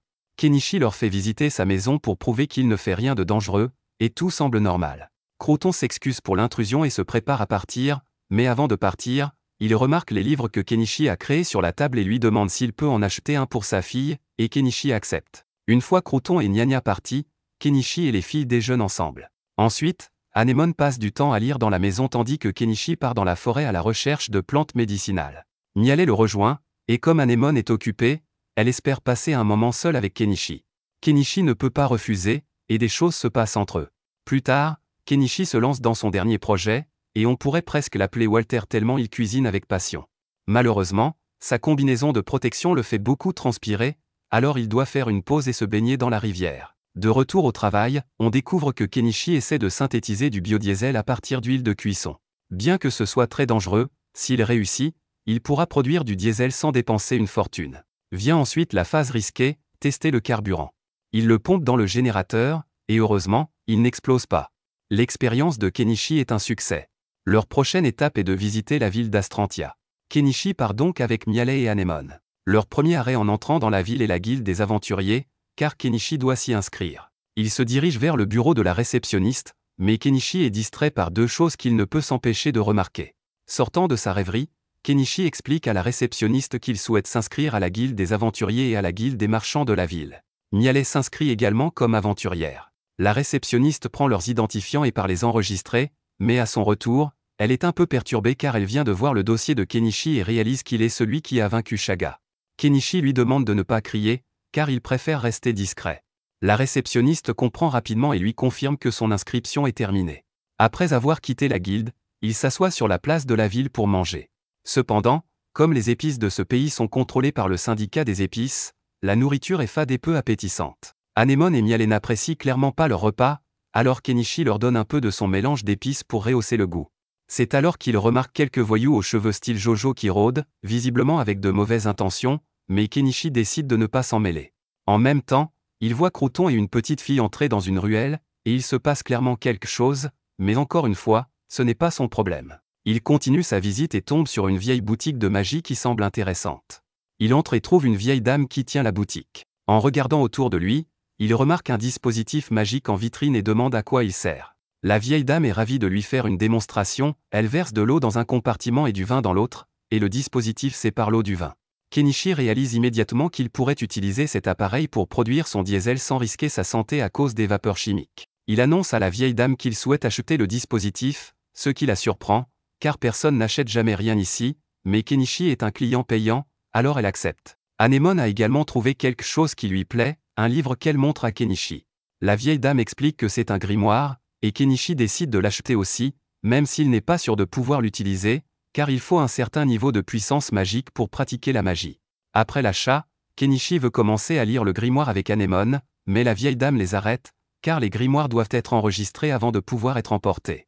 Kenichi devra donc revenir dans une semaine. Cela ne le dérange pas, alors il quitte la boutique pour continuer à explorer la ville. Cependant, il croise Nyanya à l'extérieur. Nyanya est surpris de les voir, mais il est pressé et n'a pas le temps de discuter. Kenichi a un mauvais pressentiment et veut rentrer, mais avant qu'il ne puisse partir, le groupe aperçoit Croton et sa fille se faire attaquer dans une ruelle. Kenichi ne peut pas ignorer cela cette fois, alors il décide d'intervenir, mais il achète d'abord un masque de médecin de peste pour cacher son identité. Les voyous en veulent à Croton et étaient prêts à le tuer, lui et sa fille, mais Kenichi apparaît derrière eux et lance des feux d'artifice. Il prétend que c'est l'un de ses sorts magiques, et comme les voyous n'ont jamais rien vu de tel, ils prennent peur et s'enfuient. Une fois la situation calmée, Croton s'assoit près de la fontaine et raconte toute l'histoire à Kenichi. Lorsqu'il travaillait comme fonctionnaire, Croton avait arrêté plusieurs membres du syndicat des épices, et depuis, il le traque. La fille de Croton demande si Kenichi et les autres sont ses amis, et Croton explique qu'il a rencontré Kenichi il y a quelques jours et que c'est lui qui a créé le livre. Marie, la fille de Croton, est ravie d'apprendre que son livre préféré a été fait par Kenichi et le remercie chaleureusement. Anemone, un peu jalouse, mentionne qu'elle a aussi aidé à créer le livre. Marie la remercie également et propose qu'elle fasse un livre ensemble un jour, ce qu'Anemone accepte avec joie. Kenichi est heureux de voir qu'Anemone a enfin une amie de son âge. Quelques jours plus tard, Croton et sa femme amènent Marie rendre visite à Kenichi et Anemone. C'est la première fois qu'ils reçoivent des invités, alors Kenichi prépare un repas pour tout le monde. À partir de ce moment, Il devient habituel pour eux de se retrouver chaque jour pendant que Marie et Anémone jouent ensemble. Cependant, un jour, Marie ne vient pas comme d'habitude. À la place, Croûton arrive, désespéré, et supplie Kenichi de l'aider. Il explique que Marie est tombée malade d'une maladie courante dans ce pays, et que la plupart des enfants qui la contractent ne survivent pas une nuit. Il est prêt à payer tout ce qu'il possède pour sauver sa fille, mais il ne peut pas se permettre d'engager un mage pour la soigner. Kenichi est son seul espoir. Kenichi ne peut pas rester les bras croisés alors que l'ami d'Anémone souffre. Il donne à Croûton un paquet d'antidouleurs et lui explique comment les administrer pour faire baisser la fièvre de Marie. Cependant, les antidouleurs ne guériront pas la maladie, alors Kenichi part chercher de l'aide auprès de la vieille dame magicienne. Plus tard dans la soirée, ils se retrouvent tous chez Croûton pour voir Marie. La vieille dame identifie rapidement la maladie, la fièvre chicory. Elle est traitable, mais il faut les graines d'une fleur spéciale qui ne pousse que dans la forêt. Quelqu'un doit aller chercher ces graines avant le matin, alors Kenichi, Croûton et Gnagna partent en expédition. Cependant, en partant, ils ignorent que les voyous du syndicat des épices les observent. Ces derniers prévoient clairement de profiter de l'absence de Kenichi et Croûton pour agir. Kenichi et les autres arrivent bientôt à la rivière où se trouvent les graines de fleurs de shaker, alors il sort un radeau gonflable et rame dans l'eau pour trouver une graine. Il ne lui faut pas longtemps pour trouver un bouquet de fleurs, et il en cueille une qu'il remet à Croûton, qui lui est incroyablement reconnaissant de son aide. Mais ils n'ont pas encore terminé leur mission, car ils doivent encore rapporter cette graine à Marie pour qu'elle puisse être guérie. Et ils ont un autre problème sur les bras, Gnagna sent quelque chose approcher, et il s'avère que c'est une meute de loups noirs, mais il est trop tard pour battre en retraite car ils sont déjà encerclés. Kenichi a déjà eu affaire à des loups noirs, il achète donc 2 épées et les remet à Croûton et Gnagna. L'important pour l'instant, c'est que Marie obtienne ce médicament. Il leur demande donc de retourner à la maison aussi vite que possible pendant qu'il tient les loups à distance. Il commence alors à lancer des feux d'artifice pour attirer l'attention des loups et les éloigner de Croûton, mais un petit groupe de loups se détache de la meute et coince Croûton et Gnagna. Kenichi se rend compte que Croûton et Gnagna sont en danger et se précipite pour les aider le plus vite possible. Mais pendant ce temps, les voyous de tout à l'heure se cachent derrière les arbres et semblent contrôler les loups à l'aide d'une sorte de sifflet. Les loups attaquent Gnagna et Croûton, qui ripostent avec les épées que Kenichi leur a données. Les voyous sont furieux que Croûton ait réussi à survivre, mais toute leur méchanceté permet à Vel de sentir leur présence, et elle ne perd pas de temps pour mettre tous les voyous à terre. Vel commence à attaquer l'homme-chien, lui faisant lâcher son sifflet, et ce faisant, tous les loups cessent d'attaquer Croûton. Kenichi s'en aperçoit et comprend que les voyous devaient contrôler les loups depuis le début, et comme l'homme-chien a perdu son sifflet, il dit à Gnagna de prendre Croûton et de s'en aller pendant qu'il en a l'occasion. L'homme-chien parvient à se débarrasser de Vel et saisit son sifflet pour ordonner aux loups de s'en prendre à Croûton, mais les loups semblent trop effrayés pour bouger. Aucun d'entre eux n'a la moindre idée de ce qui se passe, mais tout à coup, un ours massif apparaît. Les loups se rendent compte du danger qui les menace et s'enfuient de la forêt. Le premier à être victime de la furie de l'ours est l'homme-chien qui, après avoir heurté le sol, semble bel et bien mort. L'ours change alors de cible et s'en prend à Kenichi, mais Vel se met en travers de son chemin et lui égratigne le visage. Kenichi remercie Vel pour son aide et sort d'autres feux d'artifice pour tenter d'effrayer l'ours. La quantité de feux d'artifice est 10 fois plus importante que d'habitude, et Kenichi est persuadé que cela va faire sortir la bête de ses gonds. Mais à sa grande surprise, l'ours mange les feux d'artifice, ce qui provoque une énorme explosion à l'intérieur de sa gueule. Alors que l'ours est encore étourdi par les feux d'artifice, Kenichi en profite pour sortir sa lourde machinerie et frapper l'ours au visage pour l'achever. Maintenant que l'ours est mort, Kenichi range son corps dans son inventaire, ainsi que dans son sac à dos, et il est heureux de s'en être sorti vivant.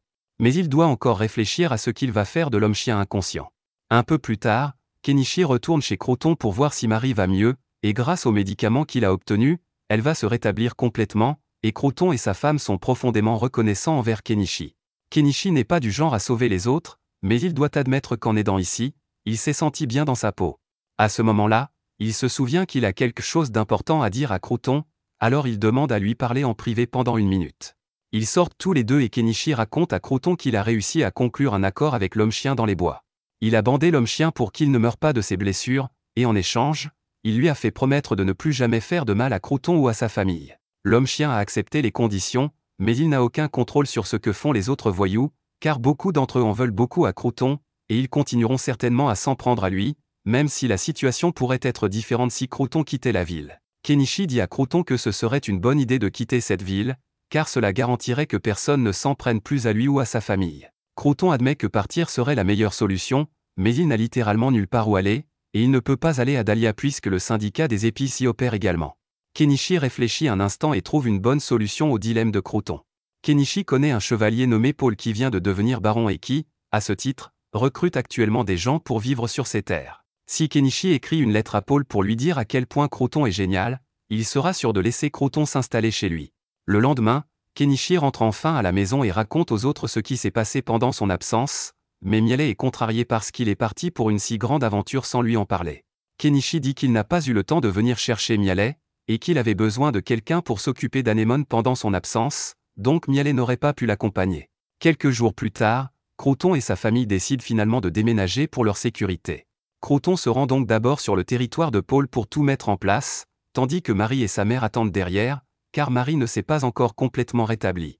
Alors que Kenichi et Miele se promènent dehors, Miele sent une odeur de sang, et c'est alors qu'elle aperçoit un homme-chien derrière un arbre. Kenichi le reconnaît comme celui d'il y a quelques jours et lui demande ce qu'il fait ici. L'homme-chien répond simplement qu'il a promis de ne pas faire de mal à Croton, et qu'il était donc en train de régler quelques détails pour s'assurer qu'aucun autre voyou ne s'en prendrait à lui. Après tout, les hommes-chiens tiennent toujours leurs promesses. Cependant, après sa folie meurtrière, l'homme-chien ne peut plus rester dans cette ville, il va donc partir lui aussi. Plus tard dans la journée, Kenichi se rend en ville pour vendre l'ours qu'il a tué à la guilde. L'homme chargé de la dissection s'étonne que Kenichi ait pu vaincre un ours à bosse tout seul, mais Kenichi lui répond qu'il a eu de la chance. Quoi qu'il en soit, il aimerait garder la viande et la pierre magique de l'ours lui-même, et il veut vendre le reste à la guilde. L'homme dit qu'il comprend, mais vu la taille de l'ours, il lui faudra beaucoup de temps pour finir de le disséquer, alors il demande à Kenichi de revenir dans la soirée. Kenichi est d'accord pour attendre un peu, et comme il n'est que midi, il décide de rentrer chez lui et de terminer l'un de ses projets.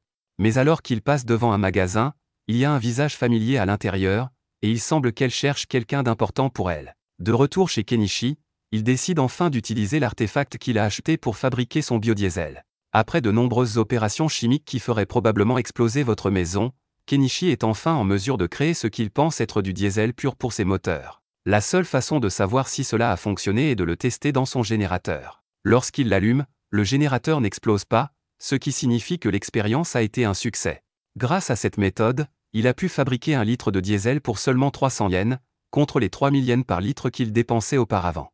Maintenant que c'est fait, Kenichi laisse de la nourriture pour Miele et Anemone, car il retourne en ville pour prendre quelques affaires. Tout d'abord, il se rend à la boutique de la vieille femme pour voir si son grimoire est enfin prêt, et heureusement, elle a terminé toutes les procédures d'enregistrement, de sorte que Kenichi peut avoir son grimoire. Kenichi jette un coup d'œil au livre, et il est surpris de voir qu'il contient une pierre magique.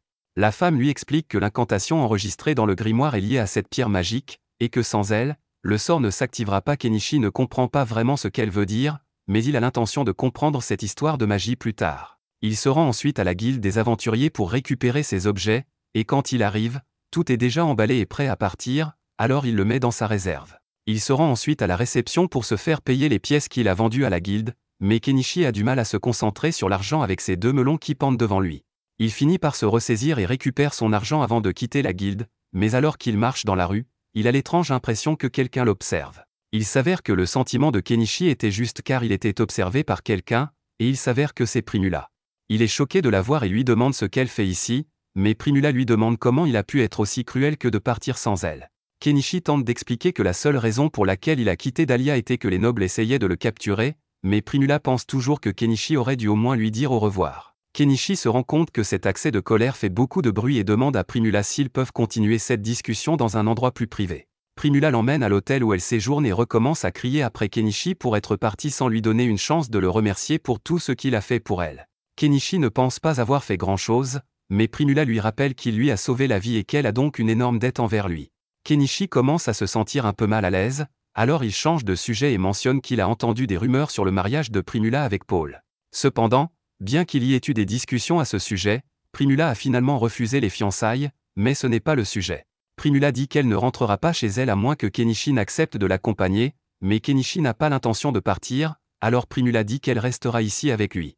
Kenichi voit bien qu'elle ne bluffe pas, il n'a donc pas beaucoup d'options, mais il est tout de même surpris qu'elle ait réussi à découvrir qu'il vivait dans cette ville. Primula explique qu'après le départ de Kenichi, elle a passé tous ses jours à consulter le registre de la guilde pour voir si le nom de Kenichi apparaissait quelque part dans une autre ville, et bien sûr, elle a trouvé son nom un jour sur un registre mis à jour, alors elle a immédiatement pris un chariot et s'est rendue directement ici.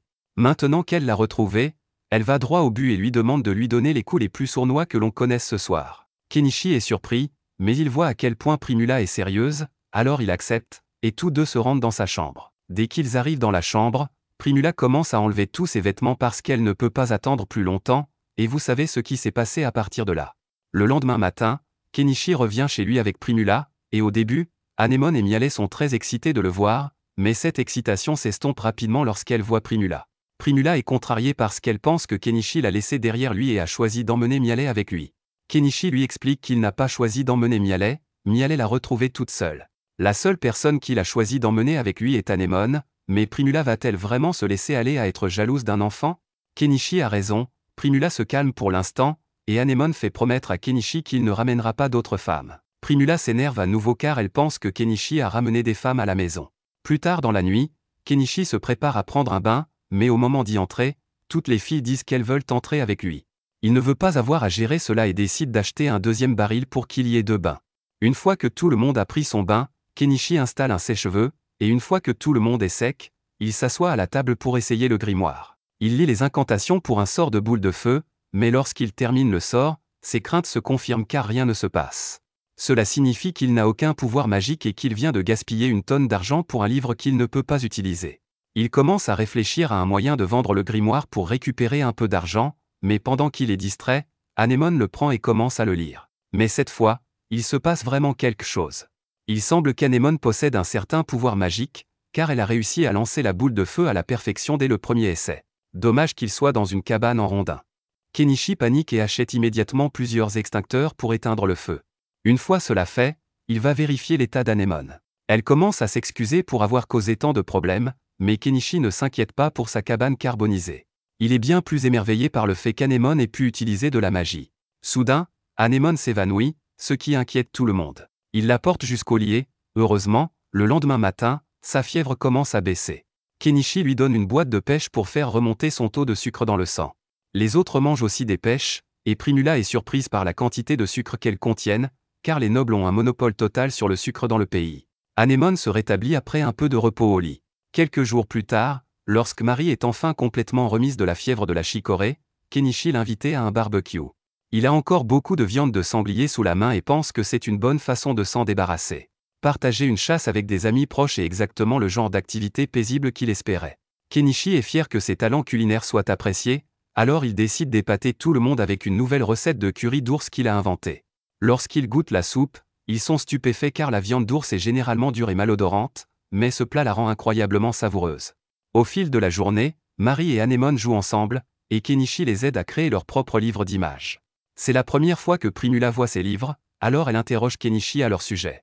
Il explique que c'est simplement un livre avec des images pour raconter une histoire. Après un bref moment de réflexion, Primula identifie un public cible pour ses livres et commence déjà à élaborer des plans pour étendre les ventes jusqu'à la capitale royale. Elle demande à Kenichi la permission d'utiliser ses livres car elle souhaite lancer une entreprise à Strantia.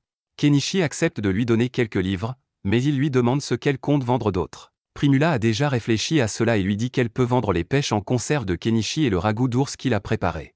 Les deux sont vraiment délicieux, alors elle est sûre qu'ils se vendront rapidement. Cependant, ils auront besoin d'aide pour le service, alors la mère de Marie propose de travailler pour eux. Après tout, elle se sentirait coupable de ne pas aider après tout ce que Kenichi a fait pour elle et sa famille. De plus, Primula est encore nouvelle à Strantia, donc il serait bon d'avoir quelqu'un qui connaît bien la région. Marie propose également d'aider, car elle est maintenant assez âgée pour commencer à travailler. Comme tout le monde va travailler au nouveau stand, Anemone ne veut pas être laissée de côté et dit qu'elle y travaillera aussi. Le lendemain, Primula veut se mettre au travail immédiatement, alors Kenichi l'emmène à la porte de la ville et lui achète un chariot de nourriture. Au fil de la journée, le chariot commence à attirer du monde, les clients arrivant de partout. Malheureusement, avec toute l'attention qu'ils reçoivent, ils attirent aussi quelques escrocs qui mettent un insecte dans leur bol et accusent Primula de servir de la nourriture infestée. Pendant ce temps, Kenichi est occupé à faire de l'arpentage avec son drone. D'après ce qu'il voit, la forêt au sommet de la colline est complètement intacte, donc il est sûr de trouver beaucoup de plantes médicinales et de légumes forestiers, mais il ne s'attendait pas à découvrir une tonne de pierres précieuses incrustées dans la roche. Il n'a jamais vu de gemmes de cette couleur auparavant, donc il n'est pas sûr de ce que c'est, mais il est convaincu qu'elles doivent avoir de la valeur. Il semble donc qu'il va bientôt devenir mineur. Mais cela devra être un projet pour un autre jour, car il doit retourner en ville pour chercher Primula et les autres. Kenichi arrive en ville à vélo et les trouve en train d'attendre avec toutes leurs affaires emballées. Primula lui dit avec enthousiasme qu'ils ont réussi à tout vendre dès le premier jour, et Kenichi est ravi de l'entendre, mais il remarque une nouvelle femme bête debout avec eux et demande qui elle est. Primula commence à lui raconter ce qui s'est passé plus tôt dans la journée et comment 2 hommes ont essayé de les faire chanter avec un insecte. Mais avant que les choses ne dégénèrent, Nyamena est arrivée et a dit à tout le monde que ces 2 hommes étaient des escrocs. Elle les a vus mettre l'insecte dans la nourriture, et Nyamena n'aime pas les escrocs, donc elle va régler le problème. Les escrocs ont eu peur et se sont enfuis après cela, alors Primula a décidé d'engager Nyamena comme garde du corps pour le reste de la journée. Kenichi remercie Nyamena pour son aide précieuse, mais Nyamena lui dit que ce n'est pas grand-chose. Elle se sent même chanceuse d'avoir rencontré Primula, car elle a été payée une pièce d'argent pour simplement intimider les fauteurs de troubles. Le groupe retourne ensemble à la maison de Kenichi, et à leur retour, Miale et Anemone sortent pour accueillir Kenichi, mais Miale devient hostile lorsqu'elle voit que Kenichi est rentré avec une nouvelle femme. Kenichi explique que Nyamena est juste une garde du corps que Primula a engagée, et qu'elle est là uniquement parce que Primula voulait l'inviter à dîner. Miale est d'accord tant que Nyamena ne devient pas une autre concurrente pour l'affection de Kenichi, alors ils entrent tous pour dîner. Nyamena goûte au ragoût de viande d'ours de Kenichi et est émerveillée par le fait que la viande d'ours puisse être si savoureuse. La seule chose qui pourrait rendre cela encore meilleur serait d'avoir un peu de vin pour accompagner le repas, et par chance, Kenichi en a, alors il en sert un verre à Nyamena, qui fond de satisfaction. Kenichi lui demande si elle aimerait prendre un bain une fois qu'elle aura fini de manger, et Nyamena est ravie à l'idée de pouvoir prendre un bain chaud. Comme les bains vont être utilisés, Anemone propose de les chauffer. Ils sortent, et Anemone lance sa boule de feu pour enflammer le tonneau du bain et le chauffer instantanément. Elle répète l'opération pour le 2e tonneau, et tout le monde est impressionné par sa maîtrise de la magie. Ils prennent ensuite leur bain et se sèchent avec le sèche-cheveux de Kenichi. Une fois prêts, ils s'habillent pour aller se coucher. Nyamena a tellement aimé son séjour ici qu'elle envisage de s'installer définitivement, mais Miale s'y oppose fermement car il y a déjà trop de femmes ici. Il remarque ensuite que Kenichi est en train de donner une leçon à Anemone et lui demande ce qu'il fait. Kenichi explique qu'il enseigne à Anemone les bases de l'écriture et des mathématiques pour élargir ses horizons.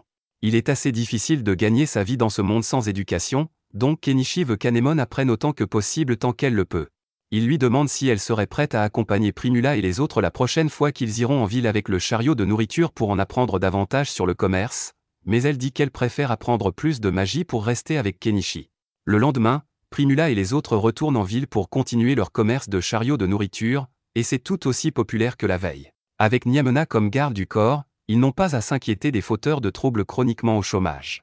Quant à Kenichi, il vient de terminer la construction d'un échafaudage avec l'aide de Miale et Anemone, et il prévoit de commencer à extraire les pierres précieuses dès que possible. Mais il se fait tard, donc il devra revenir le lendemain. Alors qu'il range tout, Primula s'approche de Kenichi et lui demande comment il a toujours autant de choses utiles dans sa boîte à objets, mais Kenichi lui dit que c'est un secret. Il y a des choses qu'il ne peut pas lui dire, peu importe combien elle insiste, et il sait que cela le rend suspect, mais elle devra faire avec. Il l'embrasse alors, mais Nyamena dit à Kenichi d'arrêter avec les romances car cela lui rappelle qu'elle est célibataire. Le lendemain, le groupe retourne sur le plateau, et après que Kenichi ait dégagé une partie de la végétation, ils commencent tous à chercher des plantes intéressantes. Pendant que les autres fouillent dans les buissons, Kenichi se met à creuser la montagne pour extraire quelques-unes de ses gemmes. Lorsqu'il en libère enfin une, il la jette dans sa boîte à objets pour la faire évaluer, et il s'avère que les gemmes valent 200 000 yens chacune, et il y en a beaucoup. Kenichi a donc pratiquement trouvé le jackpot. Après une longue journée de minage lucratif, le groupe rentre à la maison, et Kenichi commence à préparer le dîner. Il a quelque chose de spécial en tête, alors il fait aider les filles à hacher une partie de la viande d'ours et leur apprend à façonner les boulettes, mais Miale et Nyamena ne peuvent pas aider à cette étape à cause de leur fourrure. Une fois toutes les boulettes préparées, Kenichi les met dans une poêle pour les cuire, et finalement, les boulettes sont prêtes à être mangées. Tout le monde adore la saveur et la texture des boulettes, surtout avec cette sauce jaune que Kenichi a préparée. Il leur explique que la sauce jaune est de la mayonnaise. Nyamena a déjà entendu parler de la mayo car elle est très populaire dans l'Empire en ce moment. Apparemment, un mage l'a créée en utilisant de la magie, alors Primula demande à Kenichi s'il a utilisé de la magie pour créer sa mayonnaise, mais Kenichi lui dit qu'il l'a simplement faite avec des œufs. Primula est choquée d'apprendre que quelque chose d'aussi incroyable que la mayo peut être fait sans magie, alors elle demande à Kenichi de lui montrer comment la faire, mais il ne veut pas le faire maintenant et lui dit d'attendre un peu. Dans ce cas, Primula lui demande s'il lui permettra de vendre sa recette de boulettes à son stand de nourriture demain. Kenichi dit qu'il est d'accord, mais préparer les boulettes demande beaucoup de travail, donc il n'est pas sûr que Primula puisse gérer cela. Cependant, Primula lui dit que ce ne sera pas un problème car elle peut simplement engager plus de travailleurs. Kenichi est impressionné par la proactivité de Primula, alors il lui propose de lui montrer une autre de ses recettes. Il dit à tout le monde de le suivre dehors car il a quelque chose de spécial à leur montrer. Il arrose rapidement la viande avec de l'alcool, provoquant une énorme boule de feu, et une fois qu'il a fini de griller le steak, il en donne un morceau à Nyamena. Nyamena reste silencieuse après sa première bouchée, alors Kenichi lui demande si quelque chose ne va pas avec le steak, mais au contraire, elle est silencieuse parce que le steak est tout simplement trop parfait, mais il a une odeur étrange. Kenichi explique que l'odeur vient probablement de l'alcool qu'il a utilisé pour mariner le steak, mais dès qu'il mentionne l'alcool, Nyamena se jette sur lui et commence à demander à boire. Kenichi finit par accepter de lui donner un peu à boire, mais il l'avertit que c'est assez fort, donc elle devrait y aller doucement, mais Nyamena l'ignore complètement et boit tout le verre d'un coup. Elle est immédiatement ivre et commence à embrasser Kenichi pour le remercier de l'alcool, mais Miale voit où cela mène et tire Nyamena par les cheveux pour l'éloigner de Kenichi. Nyamena essaie de rassurer Miale en disant qu'elle n'essaie pas de voler Kenichi, elle veut juste qu'il la laisse vivre dans la remise pour partager de délicieux repas avec lui et les autres. Miale ne lui fait toujours pas confiance, mais Kenichi ne voit pas de mal à laisser Nyamena vivre ici, surtout puisqu'elle est la garde du corps de Primula. Primula dit qu'elle est d'accord pour que Nyamena vive ici aussi, car tout ce qu'elle veut, c'est de la nourriture, donc elle ne tentera certainement pas de séduire Kenichi en l'absence des autres. Un peu plus tard, alors que personne n'est là, Kenichi montre à Nyamena la chambre qu'il a préparée pour elle, et elle lui demande combien elle doit payer pour le loyer. Kenichi lui dit qu'elle n'a pas besoin de payer de loyer, car tant qu'elle continue à aider Primula, elle n'a pas à s'inquiéter de le payer. Il essaie ensuite de partir, mais Nyamena le retient et dit qu'elle peut le rembourser d'une autre manière. Cependant, Miale a senti la séduction à des kilomètres, alors elle fait irruption dans la pièce pour se joindre à eux. Un mois passe, et Kenichi continue son opération minière, gagnant environ 15 millions de yens avec les pierres jusqu'à présent. Mais ce n'est presque rien comparé au stand de Primula, qui s'est progressivement transformé en une entreprise appelée Coralla, avec des tonnes d'employés. Elle a maintenant un revenu quotidien de plus de 200 000 yens, ce qui représente un revenu annuel de plus de 100 millions de yens. Kenichi a encore du mal à croire que Primula ait pu construire tout cela à partir de rien en un mois, mais son succès est largement dû aux merveilleux produits de Kenichi. Kenichi est simplement content d'avoir pu passer les dernières semaines à faire ses propres activités, car cela a été très relaxant pour lui. Il aimerait pouvoir continuer à vivre une vie tranquille comme celle-ci, mais il semble qu'il va bientôt avoir un invité problématique, car la nouvelle de ses réalisations a atteint le château royal, et la princesse semble particulièrement intéressée à le rencontrer. À un moment donné, Primula est convoquée au château pour rencontrer Lady Eupatorium. Cette dernière est plutôt impressionnée par la manière dont Primula s'est débrouillée après seulement quelques semaines passées en ville. Pendant que Primula est occupée par sa réunion, Kenichi décide de retourner à la boutique de magie pour voir s'il peut acheter quelque chose d'utile.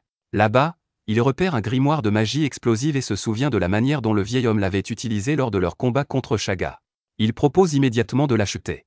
En guise de petit bonus pour être un si bon client, la vendeuse lui offre gratuitement un livre de sorts ménagers. Une fois rentré à la maison, Primula raconte à Kenichi les détails de sa réunion avec Eupatorium. En gros, Eupatorium souhaite acheter une broche à Kenichi car elle en a vu une sur une autre noble et veut maintenant en avoir une aussi. Kenichi n'y voit pas d'inconvénient, car cela représente plus d'affaires pour lui. Il sort une broche de son stock, et par hasard, la gravure sur la broche ressemble beaucoup à Eupatorium. Kenichi demande alors à Primula de dire qu'elle a été faite sur mesure, ce qui permettra de la vendre à un prix plus élevé. Après le dîner, Kenichi sort pour commencer à travailler, mais Miale lui demande s'il veut l'accompagner dans un donjon. Kenichi ignorait que des donjons existaient dans ce monde, et il est très excité à l'idée d'y aller tout comme Anemone. Kenichi essaie de convaincre Anemone de rester à la maison, car les donjons ne sont pas sûrs pour une enfant comme elle, mais Anemone insiste, et Kenichi finit par accepter qu'elle les accompagne. Ils arrivent au pied d'une falaise, Kenichi distribue des lampes frontales à tout le monde, et ils entrent dans le donjon. Ils ne rencontrent aucun monstre, mais ils trouvent des pierres brillantes dans les parois. Kenichi entend déjà le son de l'argent qui tombe dans son compte en banque, alors il sort son générateur et sa perceuse pour se mettre au travail. Le bruit dans la grotte est assourdissant, mais qui a besoin d'entendre quand on est sur le point de devenir riche? Cependant, il ne veut pas qu'Anemone devienne sourde à l'adolescence, alors il demande à Miale de l'emmener à une distance sûre pour éviter le bruit. Miale s'apprête à le faire, mais soudain, elle sent quelque chose à proximité et avertit Kenichi de la menace imminente. Il s'avère que c'est une araignée de taille moyenne originaire d'Australie. Personnellement, j'aurais déjà commencé à courir, mais Kenichi sort son arbalète et se prépare à combattre. L'araignée semble coincée dans un passage étroit, alors Miale dit à Kenichi qu'ils doivent la tuer avant qu'elle ne s'échappe. Kenichi tire une flèche sur l'araignée, mais elle rebondit sur son exosquelette. Miale tire ensuite une flèche à son tour, visant les yeux de l'araignée, et cette fois-ci, elle parvient à lui infliger des dégâts. Il semble que les yeux de l'araignée soient son point faible, alors Kenichi demande à Anemone d'utiliser sa magie de feu pour les cibler. Malheureusement, Anemone est paralysée par la peur et ne sera d'aucune utilité contre cette créature. L'araignée parvient à se libérer du passage étroit et commence à lancer des toiles pour capturer Anemone, mais heureusement, Miale l'attrape et esquive les toiles. La situation devient critique, alors Kenichi lance des pétards sur l'araignée pour la distraire et invoque sa moto pour s'échapper avec les autres. Il conduit à toute vitesse jusqu'à ce qu'ils sortent de la grotte, et heureusement, il semble que l'araignée ne les poursuit pas. Kenichi rentre directement à la maison. De retour, Kenichi raconte à Nyamuna et Primula ce qui s'est passé. Nyamuna est contrariée de ne pas avoir été invitée à participer à une aventure aussi excitante. Elle reproche à Mialet de l'avoir laissé de côté, mais Kenichi lui dit de ne pas se fâcher car il prévoit de l'emmener la prochaine fois. Après tout, il doit retourner dans la grotte car il a laissé son générateur là-bas, et il y a encore beaucoup de gemmes précieuses à extraire. Nyamuna est censée garder Primula pendant qu'elle travaille, mais Primula dit qu'elle prévoit de prendre quelques jours de repos, donc Nyamuna est libre de faire ce qu'elle veut. Pendant que les filles se sèchent, Kenichi se souvient qu'il a acheté un grimoire de magie explosive et demande à Anemone si elle aimerait l'essayer. Anemone court joyeusement vers la table pour commencer à s'entraîner, mais avant qu'elle ne termine l'incantation, Kenichi l'arrête car il ne veut pas que la maison explose. Il lui dit qu'il est content qu'elle soit enthousiaste, mais qu'elle pourra essayer le sort plus tard, de préférence loin de la maison. Nyamuna propose alors d'apprendre à Anemone tout ce qu'il faut savoir pour être une aventurière, et le lendemain, elle commence à s'entraîner pour vaincre l'araignée. Une fois leurs affaires prêtes, Kenichi demande à Anemone si elle est sûre de vouloir y retourner, et elle lui dit qu'elle est parfaitement d'accord. Ils entrent donc tous ensemble dans la grotte. Après avoir marché un moment, ils arrivent à l'endroit où ils ont été attaqués par l'araignée. Kenichi trouve son générateur et son marteau-piqueur par terre à proximité, et il se souvient que l'araignée est apparue dès qu'il a commencé à utiliser cet engin. Il l'allume et commence à marteler la gemme pour attirer l'araignée. Quelques secondes plus tard, l'araignée émerge du trou, et Kenichi invoque plusieurs bombes insecticides, demandant à tout le monde de viser directement l'araignée. Une fois qu'elle a été touchée par une bonne quantité de poison, Kenichi demande à Anemone d'utiliser sa magie de feu sur elle. Cette fois, Anemone obéit et lance une boule de feu sur l'araignée, l'enflammant et la forçant à battre en retraite. Tout le monde félicite Anemone pour son excellent travail, mais ils doivent encore achever l'araignée. Ils la suivent à travers le tunnel et finissent par la trouver assise dans une caverne ouverte. Ils ne la laisseront pas s'échapper, alors ils commencent à la vaporiser avec encore plus d'insecticides, ce qui finit par la tuer. Mais le groupe a un problème encore plus gros à régler. Une araignée géante dans le coin de la caverne vient de se réveiller. Celle-ci est une femelle, donc elle est 5 fois plus grosse que le mâle qu'ils viennent de tuer, mais cela signifie aussi qu'elle est trop grande pour passer par le passage. Tant qu'ils peuvent sortir, elle mourra probablement de faim, mais avant qu'ils ne puissent s'échapper, l'araignée bloque la sortie. Si l'araignée les attaque maintenant, ils sont perdus, alors Vel intervient et court sur les pattes de l'araignée pour lui crever un œil. Maintenant qu'elle est aveugle, elle ne peut plus les attaquer, alors Kenichi demande à tout le monde de vider leurs bombes insecticides sur elle. Il demande ensuite à Anemone d'utiliser sa magie de feu sur l'araignée, ce qu'elle fait, mais bien que cela mette l'araignée en feu, cela ne lui inflige pas beaucoup de dégâts. Kenichi suppose que l'araignée doit avoir une certaine résistance à la magie, mais même si c'est le cas, il ne comprend pas pourquoi elle ne les attaque pas. Nyamuna explique que puisque l'araignée est déjà aveugle et qu'elle ne peut pas les tuer, elle compte probablement bloquer la sortie avec son corps jusqu'à ce que tout le monde meure de faim. Kenichi est furieux que l'araignée utilise une tactique aussi sournoise, mais comme ils ne sont pas en danger immédiat, il prend un moment pour aller récupérer le cadavre de l'autre araignée de l'autre côté de la caverne. Pendant ce temps, Nyamuna et Mialet continuent de vaporiser autant d'insecticides que possible sur l'araignée, mais peu importe la quantité utilisée, elle ne tombe pas.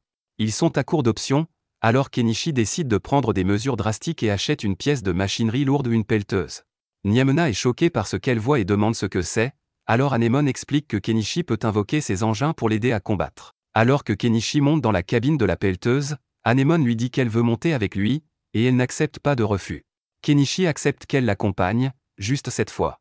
Il charge l'araignée avec la pelleteuse et essaie de la frapper avec le godet, mais l'araignée s'agrippe à l'engin et commence à essayer de grimper dessus. Heureusement, Kenichi reprend le contrôle et jette l'araignée au sol. Il essaie ensuite de l'achever en l'écrasant avec le godet, mais le pire se produit, le moteur cale. Kenichi essaie désespérément de redémarrer la pelleteuse, mais sans succès. Anemone essaie de lui gagner du temps et commence à incanter un sort de magie explosive. Même si c'est sa première fois, elle récite parfaitement le sort et lance une explosion qui projette l'araignée contre le mur. Kenichi parvient enfin à redémarrer la pelleteuse et charge à nouveau l'araignée, l'écrasant contre le plafond jusqu'à ce qu'elle meure enfin. Une fois tout cela terminé, Kenichi range sa pelleteuse ainsi que le corps de l'araignée. Normalement, il serait très contrarié d'avoir dépensé 10 millions pour la pelleteuse, mais après avoir extrait les gemmes, il a gagné plus qu'assez d'argent pour couvrir les coûts. De retour à la surface, Kenichi demande à Anemone comment elle a réussi à apprendre la magie explosive, car il ne se souvient pas l'avoir vue s'entraîner. Elle lui dit que c'était la première fois qu'elle essayait, ce qui rend son exploit encore plus impressionnant. Il rentre finalement à la maison, et bien que Primula savait qu'ils allaient chasser l'araignée, Elle n'aurait jamais imaginé qu'elle serait aussi grosse. Après que Primula se soit calmée, Kenichi rentre pour préparer le dîner, mais à l'horreur de tous, il prévoit d'utiliser un œuf trouvé dans l'araignée pour le cuisiner. Tout le monde pense que ce sera dégoûtant, mais Kenichi est curieux de savoir quel goût a un œuf d'araignée géante, alors il commence à préparer une omelette. Il ajoute d'autres ingrédients, et une fois terminé, le plat a l'air plutôt bon. Anémone décide de tenter sa chance et en goûte un morceau, et à sa surprise, l'œuf est délicieux. Les autres décident d'en goûter aussi, et Primula est impressionnée car elle remarque que Kenichi a utilisé du fromage, un ingrédient très cher dans ce monde car il n'est produit que dans une région particulière. Cependant, Kenichi lui dit qu'il est en fait très facile de faire du fromage. Dès qu'il dit cela, Primula se rapproche de lui et lui demande de lui apprendre à en faire. Kenichi n'aime normalement pas révéler ses recettes, mais comme Primula est si insistante, il décide de lui montrer comment faire. Il suffit de lait, de vinaigre de cidre et d'un tissu à fromage, et une fois le mélange terminé, on obtient une belle portion de fromage frais. Tout le monde en goûte un morceau et est émerveillé par le fait que Kenichi sache faire quelque chose d'aussi délicieux. Mais soudain, Primula demande à Kenichi si elle peut partager cette recette avec Lady Eupatorium. Kenichi n'aime vraiment pas l'idée de s'impliquer avec la noblesse, alors il demande à Primula pourquoi elle veut la partager avec Eupatorium. Primula explique que ces derniers jours, son entreprise de nourriture a été harcelée sans arrêt, et c'est plus que Nyamuna ne peut gérer. L'entreprise de Primula est ciblée parce qu'elle n'achète pas ses épices auprès du syndicat des épices, et Togalom, l'un des marchands les plus corrompus de la ville, est derrière tout cela. Primula ne peut pas s'occuper de Togalom seule, c'est pourquoi elle veut se mettre dans les bonnes grâces d'Eupatorium pour qu'elle règle le problème à sa place. Encore une fois, Kenichi n'aime pas l'idée de compter sur les nobles, alors il dit à Primula qu'il serait plus qu'heureux d'écraser Togalom sous sa pelleteuse, mais Primula lui dit que ce n'est pas nécessaire car elle préfère éviter une confrontation physique autant que possible. Kenichi comprend et dit à Primula qu'elle peut utiliser sa recette, mais il ne veut pas que Patorium commence à l'embêter, alors il lui demande de garder son identité secrète. Le lendemain, Togalom est dans son bureau quand soudain, un de ses hommes de main lui apporte un décret de Lady Eupatorium disant que quiconque causera des problèmes à l'entreprise de Primula sera sévèrement puni. Même Togalom n'est pas assez stupide pour aller à l'encontre d'un décret d'une noble, mais il est toujours confiant qu'il finira par obtenir ce qu'il veut. Les choses reviennent à la normale pour Primula, et elle peut continuer son activité sans être harcelée. Mais quelques jours plus tard, Eupatorium se présente au domicile de Kenichi car elle veut le rencontrer. Primula n'a pas du tout mentionné Kenichi, mais Eupatorium connaît déjà tous ses exploits grâce à Dahlia, c'est pourquoi elle est venue ici pour demander un service à Kenichi, et ce dernier sent déjà que cela va être compliqué. En gros, Eupatorium a été chargé de construire un canal à travers le royaume, mais elle est en retard sur le chantier, et si le projet n'est pas terminé bientôt, son financement sera coupé et ses terres pourraient même lui être retirées. La section restante du canal à construire mesure 15 km, et elle doit le terminer en un mois, alors elle supplie Kenichi de l'aider. Elle était prête à lui offrir n'importe quelle récompense, même son corps, mais Kenichi lui dit qu'il n'est pas intéressé. Eupatorium est déçu d'avoir été rejeté, mais elle a encore une chose à offrir, un grimoire spécial appelé Haute Protection. Kenichi ne sait pas vraiment ce que c'est, mais Mialet en a entendu parler et lui explique que c'est un sort extrêmement puissant qui permet de bloquer n'importe quelle attaque. Cela pique l'intérêt de Kenichi, car cela pourrait aider à protéger Anémone, alors il accepte d'aider Eupatorium. Mais avant de commencer les travaux, il a besoin de fonds, alors il demande à Eupatorium de lui donner tous les meubles inutilisés qu'elle possède pour les évaluer et obtenir de l'argent grâce à son système. Une fois cela fait, Kenichi gagne environ 120 millions de yens, ce qui est plus que suffisant pour couvrir les coûts de sa machinerie lourde, alors il est prêt à commencer. Tout le monde monte dans la voiture de Kenichi pour se rendre sur le chantier, et en chemin, Eupatorium demande à Kenichi s'il est vraiment sûr de ne pas vouloir son corps comme récompense. Kenichi lui répond fermement que non, mais cela rend Eupatorium contrarié, car elle sait qu'il n'a aucun problème à coucher avec des femmes bêtes, alors pourquoi pas avec elle? Ils arrivent finalement sur le chantier, et Kenichi tombe sur les frères de Mialet, Nyakro, Nyarumulo et Nyanji. C'est agréable de les revoir, mais Kenichi est curieux de savoir pourquoi ils travaillent ici. Ils ont reçu une grosse somme d'argent après avoir tué Shaga, alors ils auraient dû être à l'abri du besoin pendant longtemps, mais une chose en a conduit à une autre, et après une frénésie de jeu d'argent, ils sont de nouveau fauchés. Soudain, Nyamuna arrive pour voir ce qui se passe, et dès que les frères de Mialet la voient, ils tombent pratiquement amoureux. Mais pour en revenir au sujet, Eupatorium présente Kenichi à Porage, l'homme qu'elle a engagé pour superviser les travaux de construction. Porage lui dit qu'elle n'avait pas besoin de venir en personne, mais Eupatorium insiste sur l'importance de sa présence car elle a amené quelqu'un pour aider. Elle explique que Kenichi pourra accélérer considérablement les travaux car c'est un mage, mais Kenichi précise qu'il est juste un marchand. Quoi qu'il en soit, Porage n'a aucune raison de refuser de l'aide supplémentaire, alors il continue son travail et demande à Eupatorium de vérifier la facture pour l'équipement nécessaire. Pendant que Eupatorium examine la facture, Primula y jette aussi un coup d'œil et est dégoûtée par les prix qu'elle voit. Elle demande à Eupatorium de la laisser s'occuper de la facture, et après l'avoir lue en entier, elle est convaincue que Porrage essaie de l'escroquer. Porrage se défend en disant qu'il doit faire un profit, et qu'il n'y a pas d'autres marchands chez qui Eupatorium pourrait commander 1000 haches. Cependant, il se trompe sur ce dernier point, car Primula se tourne simplement vers Kenichi et lui demande s'il peut obtenir 1000 haches. Kenichi achète les haches dans son magasin et demande à Eupatorium si ce type de hache convient. Elle lui dit que c'est parfait, mais elle est curieuse de savoir combien il va facturer, alors Primula dit qu'Eupatorium n'aura qu'à payer une pièce d'argent par hache. C'est un prix ridiculement bas, alors Eupatorium demande si Kenichi est vraiment d'accord, et il lui dit qu'elle peut considérer cela comme un rabais entre amis. Eupatorium est ravi d'entendre cela et décide d'acheter auprès de Kenichi, puis elle licencie Porrage. Porrage se met en colère et lui rappelle qu'il est ici au nom de la compagnie de commerce Togalom, et que s'opposer à eux ne se terminera pas bien pour elle. Kenichi se souvient que Togalom est celui qui a causé tous les problèmes avec l'étal de Primula, et apparemment, il est si influe que même le seigneur lui demande parfois de l'aide, donc se mettre à dos Togalom pourrait causer beaucoup de problèmes. Mais pour l'instant, la construction du canal est plus importante, alors tout le monde se met au travail. Comme sa pelleteuse va être beaucoup utilisée, Kenichi aura besoin de beaucoup de carburant, alors il sort 3 barils de carburant, et quelques minutes plus tard, les travaux commencent enfin. La machine de Kenichi est d'une grande aide, car elle peut faire en quelques minutes ce qui leur prendrait des heures. Après une longue journée de travail, Kenichi prépare un repas pour ses amis et en propose à Eupatorium. Elle est surprise qu'il puisse préparer un repas aussi décent alors qu'ils sont au milieu de la forêt, et c'est absolument délicieux. Kenichi remarque que Nainji et les autres regardent la nourriture de loin, alors il les invite à venir manger avec lui, mais ils ne sont pas les seuls à avoir faim. Presque tous les ouvriers sont affamés car la taverne où ils mangent habituellement est en ville, et il serait trop cher pour eux de faire le trajet. Primula se sent mal pour eux, alors elle a une idée et demande à Kenichi la permission d'utiliser sa recette pour nourrir tous les ouvriers. Bien sûr, elle va toujours les faire payer, mais ce sera à un prix raisonnable pour que tout le monde puisse se permettre de manger. Tous les ouvriers sont ravis d'avoir de la nourriture, alors le chantier se transforme pratiquement en fête, et Eupatorium adore l'ambiance animée. Plus tard dans la soirée, Kenichi installe un bain et dit à Eupatorium qu'elle peut l'utiliser pour se laver. Eupatorium est émerveillé que Kenichi puisse créer un bain ici au milieu des bois, mais alors qu'il s'apprête à partir, elle lui attrape le bras et lui ordonne de se baigner avec elle. Kenichi essaie de résister car il est techniquement marié à Primula et doit s'occuper d'Anémone, donc il ne peut pas se laisser aller à ses envies. Eupatorium admire le fait que Kenichi tienne tant à sa famille, car en ce qui concerne la sienne, ils ne l'ont jamais vraiment considéré comme une personne. Tout ce qui intéressait ses parents, c'était de savoir qui Eupatorium allait épouser. Kenichi lui dit que c'est triste, mais que cela ne le concerne pas, alors il quitte la salle de bain avant qu'Eupatorium n'essaie de le séduire à nouveau.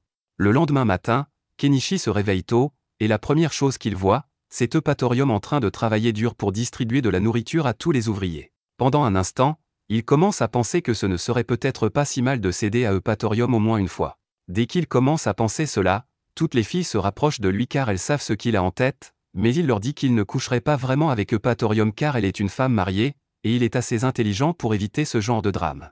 Eupatorium sait que Kenichi ne veut pas céder à ses avances, mais elle a tout un mois devant elle, donc tôt ou tard, elle le fera craquer.